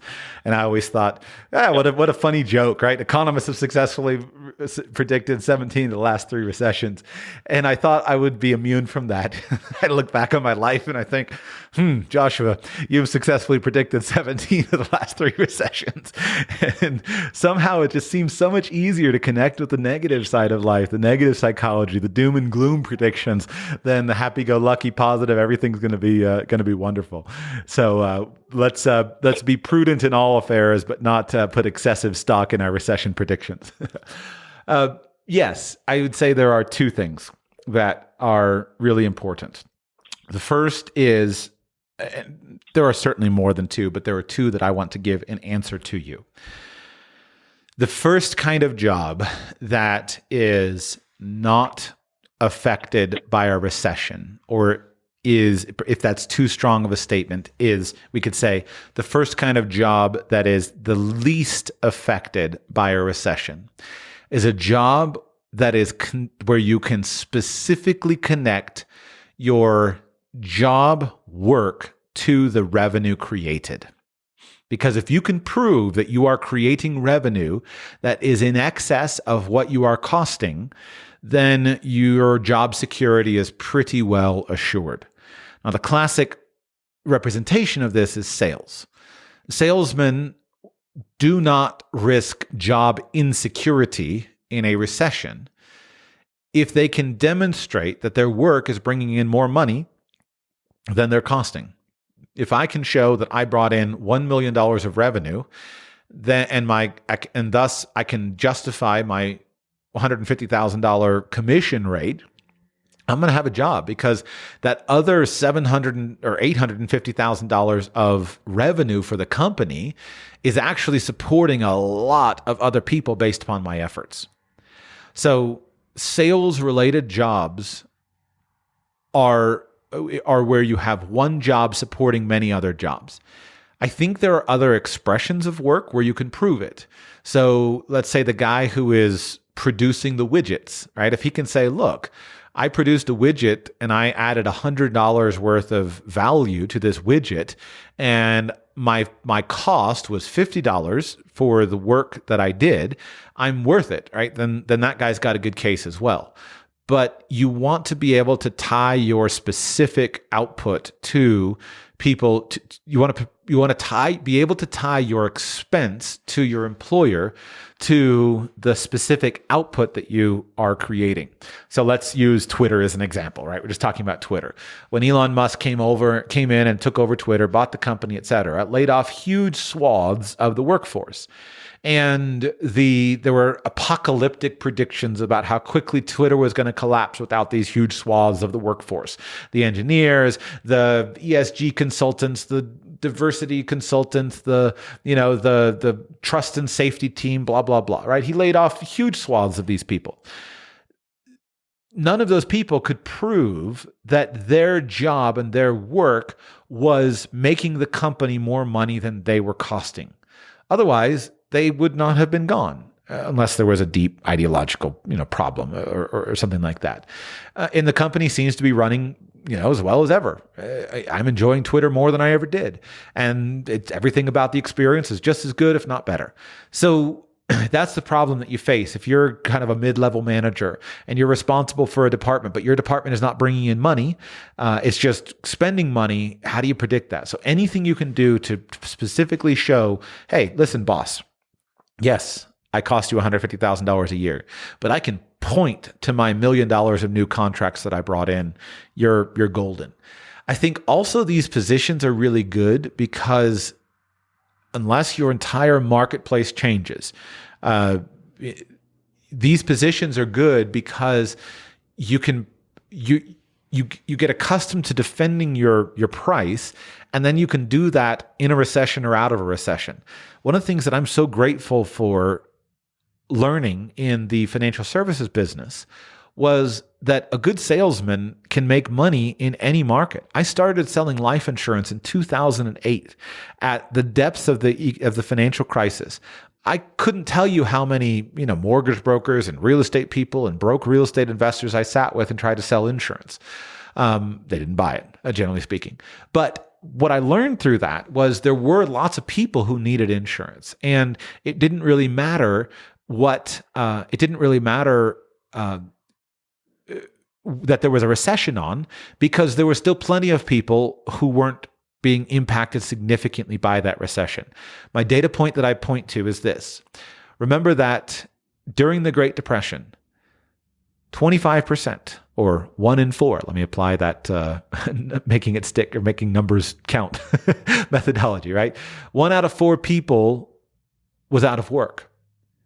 But what that means is, practically, 3 out of 4 people still had jobs. 3 out of 4 people still had work, which means that you had a huge population that you could sell to.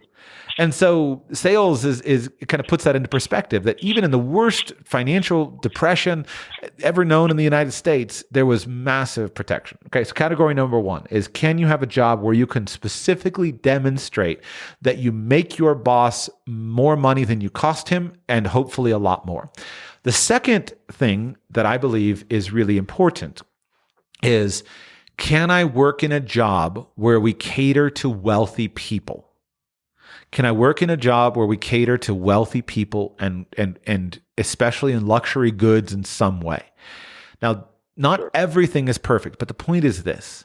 If we go through a recession and your local, your accountant who earns $80,000 per year has 10% of his client base go to free online alternatives instead of using his tax preparation services. And so his income goes from $80,000 to $72,000, 10% decline. That's going to hurt that accountant quite a lot. That's almost coming up on I wish I knew the number off the top of my head. It's like $750 a month of spending, right? $600, $700. It's almost $1,000 a month. $8,000 a year of declined revenue out of over 12 months. It's a significant decline in his ability to spend money.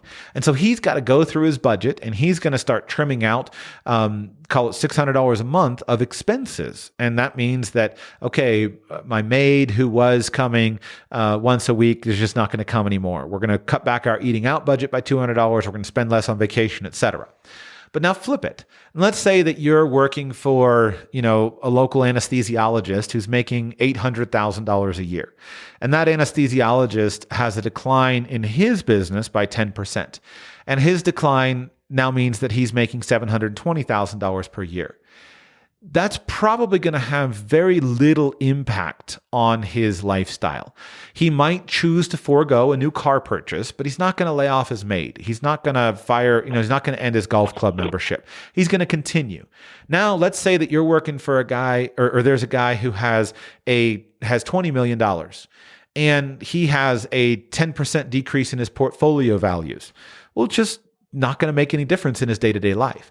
And so the point is that wealthy people are much less affected by recessions than non-wealthy people, because they don't have to pull back so much. They have so much more margin in their lifestyle. And so there might be fewer Gulfstream orders in a bad recession. Certainly.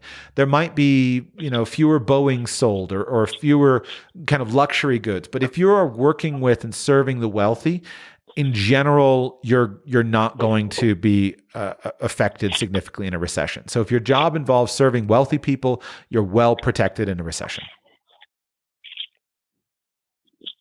Okay. I think that totally makes sense. And Jack Speaker likes to say, I don't know if you heard him say this in particular, but you want to be in the want business, not the need business. Yeah. People will argue for 12 years to negotiate down their cell phone bill by $5, but they won't give up their daily Starbucks. Absolutely. So how does that? Maybe this is too hard to answer, but as I'm trying to get into the basically at least within 2 to 4 years, get into the mid hundreds range. Sales is not something I really want to pursue, so I'll say that. Mm-hmm. I think I'm just not great suited for it unless it's something I'm just super into. So it's like I'm especially looking at larger corporations. Obviously, for that dollar amount, you're probably looking at middle management kind of style stuff too, because that's where a lot of that money is, right? So you have a suggestion on how, like, and it feels like as you get more into middle management, it becomes harder and harder to track the dollars associated to your job, right? Do you have a suggestion on kind of how to sort that out, or it's just so situation dependent? It is very situation specific, because you do have to be very careful to identify. I mean, there's so many different career paths, different kinds of companies, et cetera. Before you dismiss sales, though, let me just defend sales for just one moment. Many people have a very limited view of what counts as sales. So many people, their view of sales is selling life insurance, right? Selling life insurance is a great business. I myself could happily sell life insurance for the rest of my life and nothing else today. Like, I love life insurance, but but that's not in any way the only kind of sales. There is sales in virtually every business and in virtually every industry. And the way that you approach sales can change dramatically based upon the industry. The guy who sells, Airbus A330s for Airbus is in sales, but the day-to-day function that he has is very, very different than the guy who sells life insurance. There are sales jobs that are extremely engineering focused. Then there are sales jobs that don't in any way involve personal contact. So many times people who wouldn't ordinarily be, quote unquote, a salesman really thrive in industries where they don't have to make contact, right? There are people who sell you stuff all day long online that never want to see another human being, never want to go out and shake hands and do your how are yous and who are yous, but they thrive on building complicated landing campaigns or designing beautifully performing, email marketing campaigns or ads or constructing sales videos, etc. There is no quote unquote type for sales. There is this wrong and flawed impression that some people have that salesmen are extroverts that love to go out and, do their how are yous and who are yous and glad hand all the people. That is a false impression. Sales is a very professional industry, a very professional business with incredible diversity in the ways that it can be applied. The key thing that is the same across all sales activities is what I said, that I can prove to you that based upon what I have done and what I have performed, I make you more money. And you can apply that. And that kind of thinking is the best answer to your question. So if I go into a local business, let's say that I develop a skill of improving online presence for local businesses, and I become skilled with doing that. If I can go into a local business and I can say, listen, I'll improve your revenue or increase your number of bookings by this number of customers or something like that, I can prove that I've got those results. And when I go into a business offering that and I start going up the levels, I lose that ability. So I guess I just wanted to defend sales for a moment, because there is a false impression that people have that it's all kind of what we stereotype as the used car salesman. That stereotype, by the way, is also significantly broken. But there was like this 1980s, hey, you want to buy a car today? And do you want the purple one or the red one? And the world is dead and gone. Sales can be any expression. Yeah. And many times introverts, engineers, people who even don't even love being with people are often the best sales people because they're the best sales engineers and they understand people. Last example, I have always loved Dan. Left the sales guy wrote rewrote psycho-cybernetics. Anyway, Dan, it'll come to me in a moment. But now this is going to bother me. It's not going to come to me in a moment. He republished Psycho-Cybernetics, and Anyway, the sales guru himself, Dan, whatever his last name is, I've listened to hundreds of hours of his audio, and he was very famous. He sold billions of dollars of stuff. But one of the things that's so interesting about him is he was a copywriter and a salesman, incredible salesman. And he literally, to the end of his career, he's at the end of his career, he sold his business to what's his name out in Boise, to Russell Brunson. But he literally, to the end of his career, he's only contactable by fax machine. That he sits in his home office, surrounded by dozens and dozens of clocks reminding him of the shortness of time, and he has run his entire business exclusively through fax machine. And he doesn't interact with individuals really almost ever. He spends his time thinking and mostly in isolation. Now, on occasion, he will go and he will give a presentation, he'll work with somebody, etc. But he's one of the world's all-time greatest salesmen, sold billions of dollars of stuff, and he never interacts with individuals. So he's if I could come up with his name, he's my go-to example of showing you how effective you can be as a salesman, even if you literally don't like people, but you understand people and you can sit back and you can coordinate and organize. Beyond that, I would say don't worry too much about a recession. Recessions come and go. Focus on the long-term plan. Deal with the recession if it comes, but sometimes they come. 2 weeks later, they're gone. Yeah. For one more question. Sure, go ahead. I've done these hour-long answers, So go ahead. There you go. I meant to say it at the beginning, but I forgot. For the first caller, I think his name was Cody, if he's still listening, and I already posted on the Facebook group. But I have actually a lot of experience in a lot of that world with water features and landscaping and edible stuff. So if he wants to chat, I think I've got some great resources to him. He should reach out to me through Facebook and we can connect. So I think I can help him somewhat in that. Beautiful. But, so that second question being, and I guess the answer is probably relationships, but there's a lot of people who are largely successful. Most of my jobs I've gotten have been through relationships. At this point, I don't necessarily have any more relationships, or especially looking at large corporations. It's like, I know people at Boeing, I know some people at Halliburton, some of these big companies where there's lots of money, et cetera, but they're all like, well, apply for the job. I might be able to give you some thought of what it is. I feel like I'm kind of at the end of how to build relationships to potentially connect you to other jobs.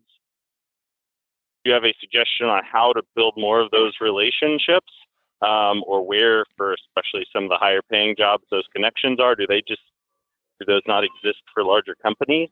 Or, yeah. Do you know the industry and the company and the job description that you would like to have? I know somewhat the job description. Beyond that, I'm really open to whatever works. The problem is not that you've run out of people. The problem is you have not been able to clarify for yourself the specific industry, the specific company, and possibly the specific job that you want. You can build relationships. The world revolves around relationships, but you can't build them randomly, right? The random ones are the ones that are available to you now. The intentional ones are the ones that you go after. So if you want to build a relationship, you have to know, what am I trying to build a relationship around? If we want to meet the top 10 people involved in programming ChatGPT, like the previous caller, you can do that. And 6 months from now, you can know all 10 of them. But you have to have an organizing principle that these are the 10 people that I want to know. If you want to know 10 people at Halliburton, you can do that. But knowing 10 random people at Halliburton isn't going to help you very much. And so you have to have some basic idea of a job that you want in an industry and ideally at a company, so that you can then target your relationship building. And so you can figure out who you're going to reach. That's once you have that, then you can make your list of who are the 10 people that are most connected to this, or who are the 10 people that are likely to have the resources that I need in this. You can't just do it randomly. You have to know what you're going after, or at least have some basic idea.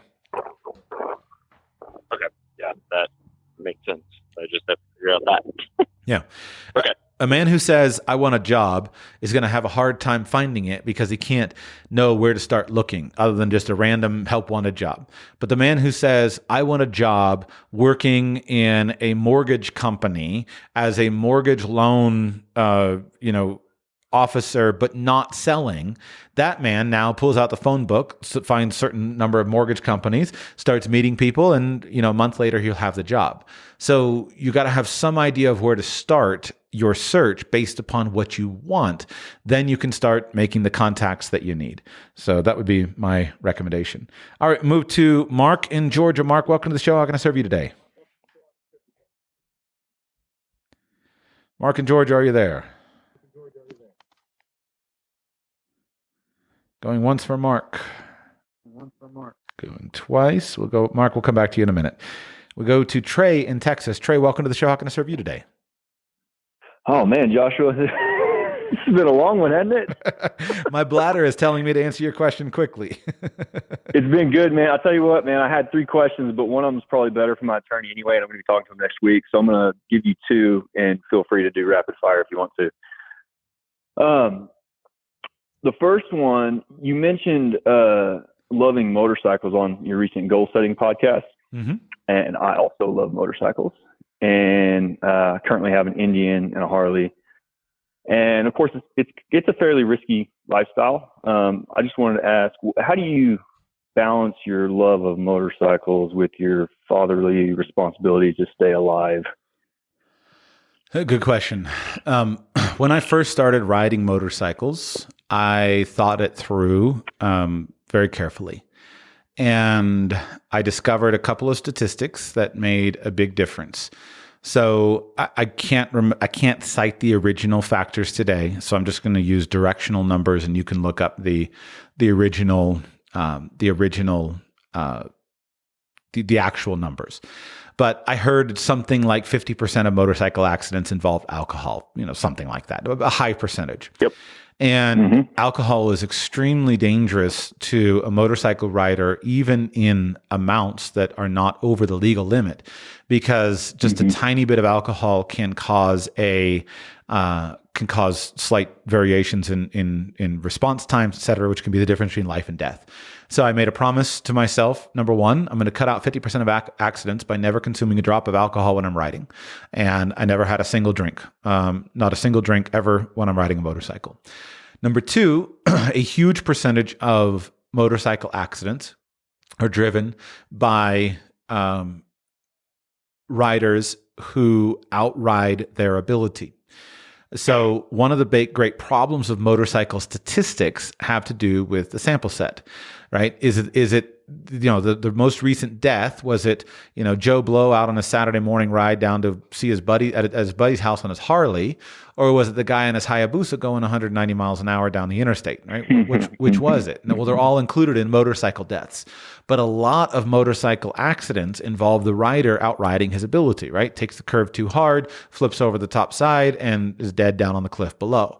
So I promised myself I would never be an aggressive rider, and I would never outride my ability. Makes me not super fun, but that was the promise I made, is that I'm never going to outride my ability.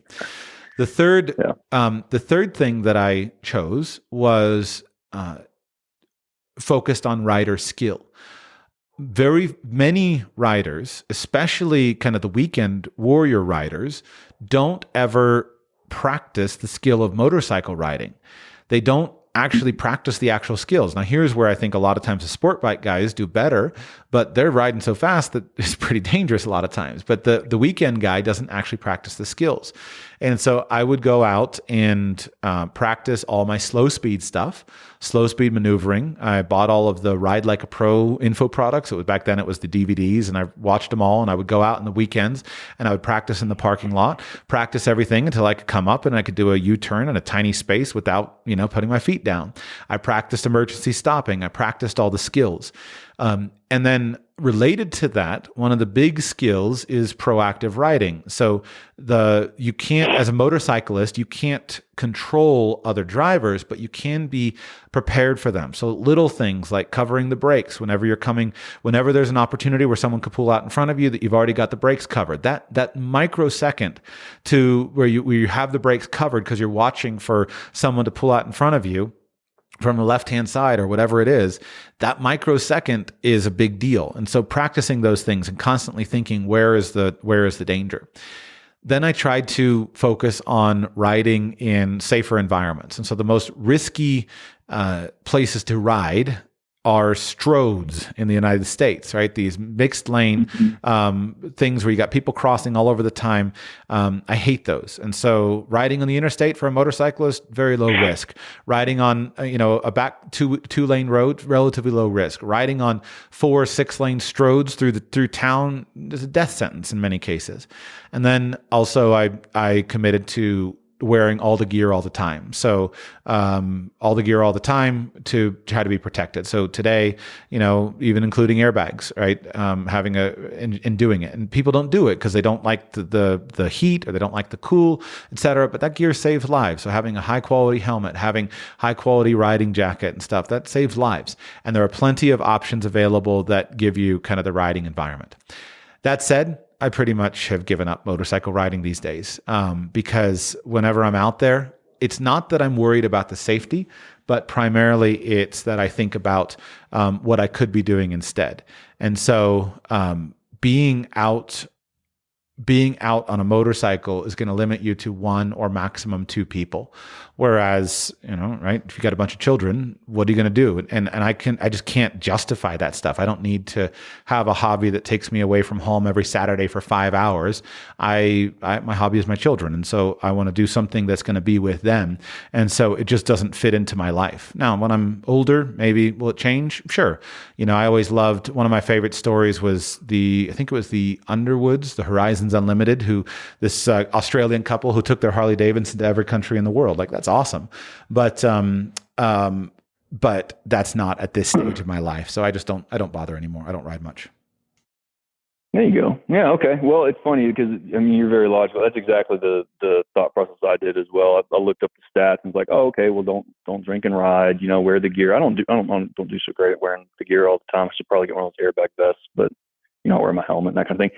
And I typically will just kind of build it into travel that I have to do already anyway, rather than travel for leisure. So it doesn't really take much time. So cool, man. Thanks for clearing that up for me. It kind of confirms the way I was feeling about it. I don't want to, give up my life because I want to set an example for my kids, right. that, hey, you can still have fun when you're an adult. Right. You should have hobbies. Right. So the last one is going to be really quick. I noticed some recent advertisements on your podcast, and I wondered how can someone advertise on your podcast? The recent so over the years, over the years, I've had a complicated relationship with podcast advertising. When I started the podcast, I had spent so many years in a deeply conflicted industry with lots of conflicts of interest and potential conflicts of interests that I just didn't want any of that. And I thought, you know what, I'm just going to give everything away and I'll do like a listener support model. Well, the listener support model was okay, but the income was a fraction of what it could be. Basically, tiny. I had to go back and look at the numbers, but it was a tiny, tiny fraction of the audience engaged in a listener support model.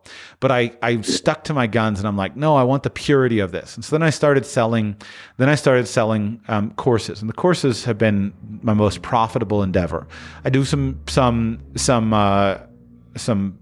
consulting here and there, but the course sales are my highly profitable endeavor that I really like. And so I basically say, well, I'll do the podcast for free, and then I'll sell the courses. But along the way, I'm coming up pretty soon on episode 1000 of the podcast. Should be here this next year. And when I started off to do the show, I said I'll do 1,000 episodes, and then I'll decide. Well, doing the podcast, I enjoy doing the podcast, but I don't enjoy doing the podcast for free. I enjoy doing the podcast as advertising for the courses, but I don't enjoy doing the podcast for free. So I thought, well, how can I make it so that I want to do the podcast? That sounded really selfish. Like, I'm really grateful to do the podcast, but it is also something that I don't. Anyway, so I thought, how can I make myself want to do the podcast? Well, I can make myself want to do the podcast if I actually earn money directly from the podcast. So years ago, I used to take some sponsorships, and I would sell ad packages and do those ads. And I started with like the very altruistic, noble, like I'm going to be the guy who personally endorses these advertisers. And I would go through and I'd do all this research and all this thinking, then I would give them my voice and I would, play the ad. The problem with that is, number one, it's hard to do enough due diligence over your advertisers. So that, let's say that FTX came to me a year ago and says, Joshua, we want to sponsor your podcast. Well, would I have said yes to them or would I have said no to them?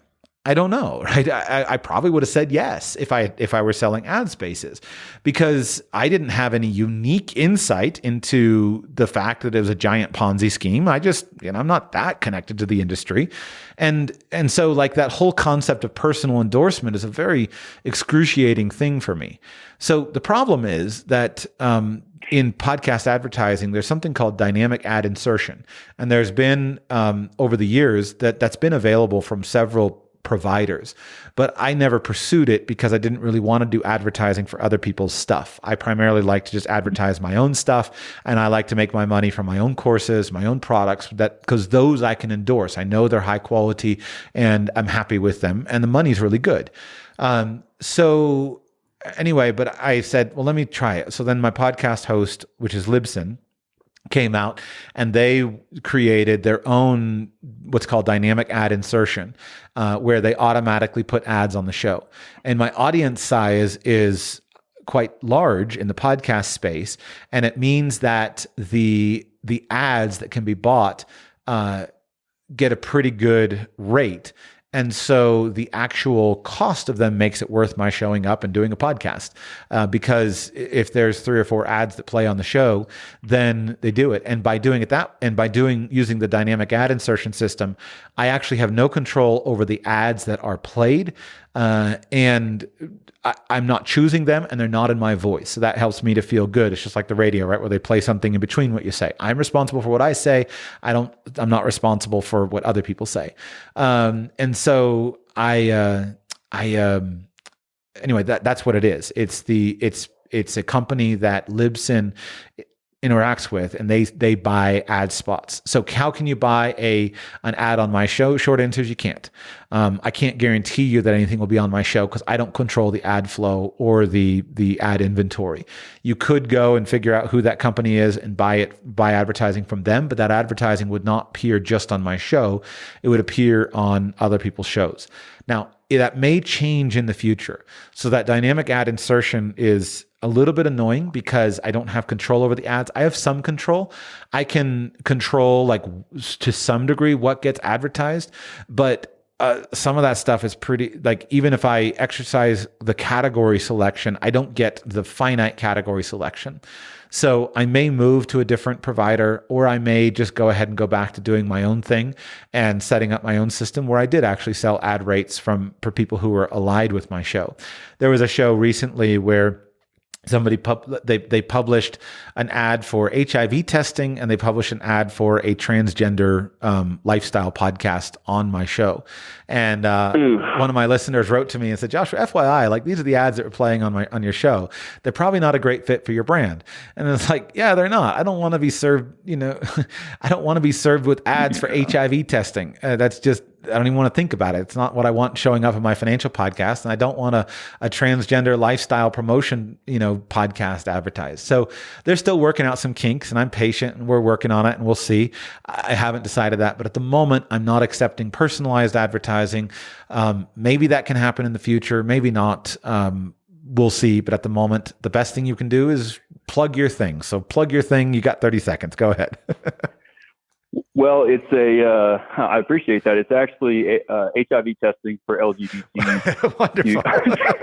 Wonderful. Very much in favor of the Radical Personal Finance audience. You're going to be overwhelmed with business. No, I'm just kidding. I'll do it real quick. So it's a budgeting and financial forecasting software for companies to use in their financial planning. So really just like forecasting income statements primarily. Wonderful. What, do you have a website? Yeah, well, actually, no. We just bought a domain and we've been building it locally, but it's called Bridge First. Bridge First? And, yes, sir. One word, Bridge First, because it's based on a bridge. Yeah, yes, that's right. And you can get a hold of me in the meantime at Trey, Trey, at maloneconsultingfirm.com. Wonderful. So if anybody's looking for budgeting and cash flow forecasting software for companies, you can contact my loyal listener, Trey, at maloneconsulting.com, or potentially in the future, go to bridgefirst.com. Fair enough? Thank you very much. I appreciate it. Best ad deal you're ever going to get on Radical Personal Finance. I promise you that. All right, Mark in Georgia, are you there this time? Yes, Joshua, I am. I just tuned in to listen. You just tuned in to listen. Tuned in to listen. All right. Yeah, so yeah, good news for you, right? But hey, great answer on the motorcycle perspective. I'm a motorcyclist too, and that was a very good answer at every point. I think you can reduce the risk enough to make it acceptable. And I don't think that living risk-free is life's goal, right? It's always just a matter of what's an acceptable level of risk. And so to me, when I look, like driving a car is risky, very risky. It's not as risky as riding a motorcycle, but it is very risky. And yet we still drive cars. There are many things that we do that are risky. And so for someone, I don't know that life is a computer program. I know for me, when I went through those risk reduction exercises, I felt like that adjusted the numerical risk significantly enough to where I would be content with it. And I would encourage, when there is something you can do to reduce risk, it's silly, that doesn't harm anything. It's silly not to do it, right? It's fun to take your motorcycle out and practice slow speed maneuvering in a parking lot. It's fun to go out and do emergency braking. It's fun to swap in your old antiquated motorcycle for a modern motorcycle with ABS. I was borrowing a friend's motorcycle recently. It was some time back, and we'd gone to an event together, and he had ridden there, and I had driven. I was like, listen, swap me out. So I was riding his motorcycle back, and I was riding through the mountains and blew out a tire going around a curve, and I wobbled off the road. And I was thankful at that moment for all of the training and all of the practice. But every time I ride an older motorcycle and I lock up the wheels and have to recover, I just think to myself, Joshua, why are you riding a motorcycle without ABS, right? There's just no reason for it. So all those risk reduction things, I think, bring it into an acceptable zone as long as you're not riding around on city streets all the time. And at the end of the day, living a risk-free life is not the goal. The goal is to do the things that you want, to live the way that you want, et cetera. And my biggest reason is just simply, I agree with the previous caller about that. It's fine, it's fine to have hobbies, but my biggest thing is just simply, it just seems like not something that I love to do, right? My wife is with the children all during the week, a lot of times when I'm working. And so the idea of my getting on a motorcycle and going out on a 4 or 5 hour ride is just distasteful to me. So 20 years, I'll probably be in a different situation, but I'll be riding an ABS motorcycle. That's for sure. All right, Mark. Well, thanks for calling in. Next time, just wait for the recording, because I promise you it is exactly, it's just published very soon after the show. Thank you all so much for listening. Any closing announcements? I've got a new course coming out. Gabriel Custodia and I are launching a new course that should be out with information on that this next week. We're excited about that. I've got a bunch of new things that I'm working on. It's going to be a great new year, and I'm very excited about sharing it with you. Thank you for being here. I don't say thank you enough, but I do want to just say, as I close today's show, thank you. For you to be here listening to me is an honor, and I will continue to do everything I can to make it a good and valuable use of your time. Happy New Year, and I'll be back with you very soon.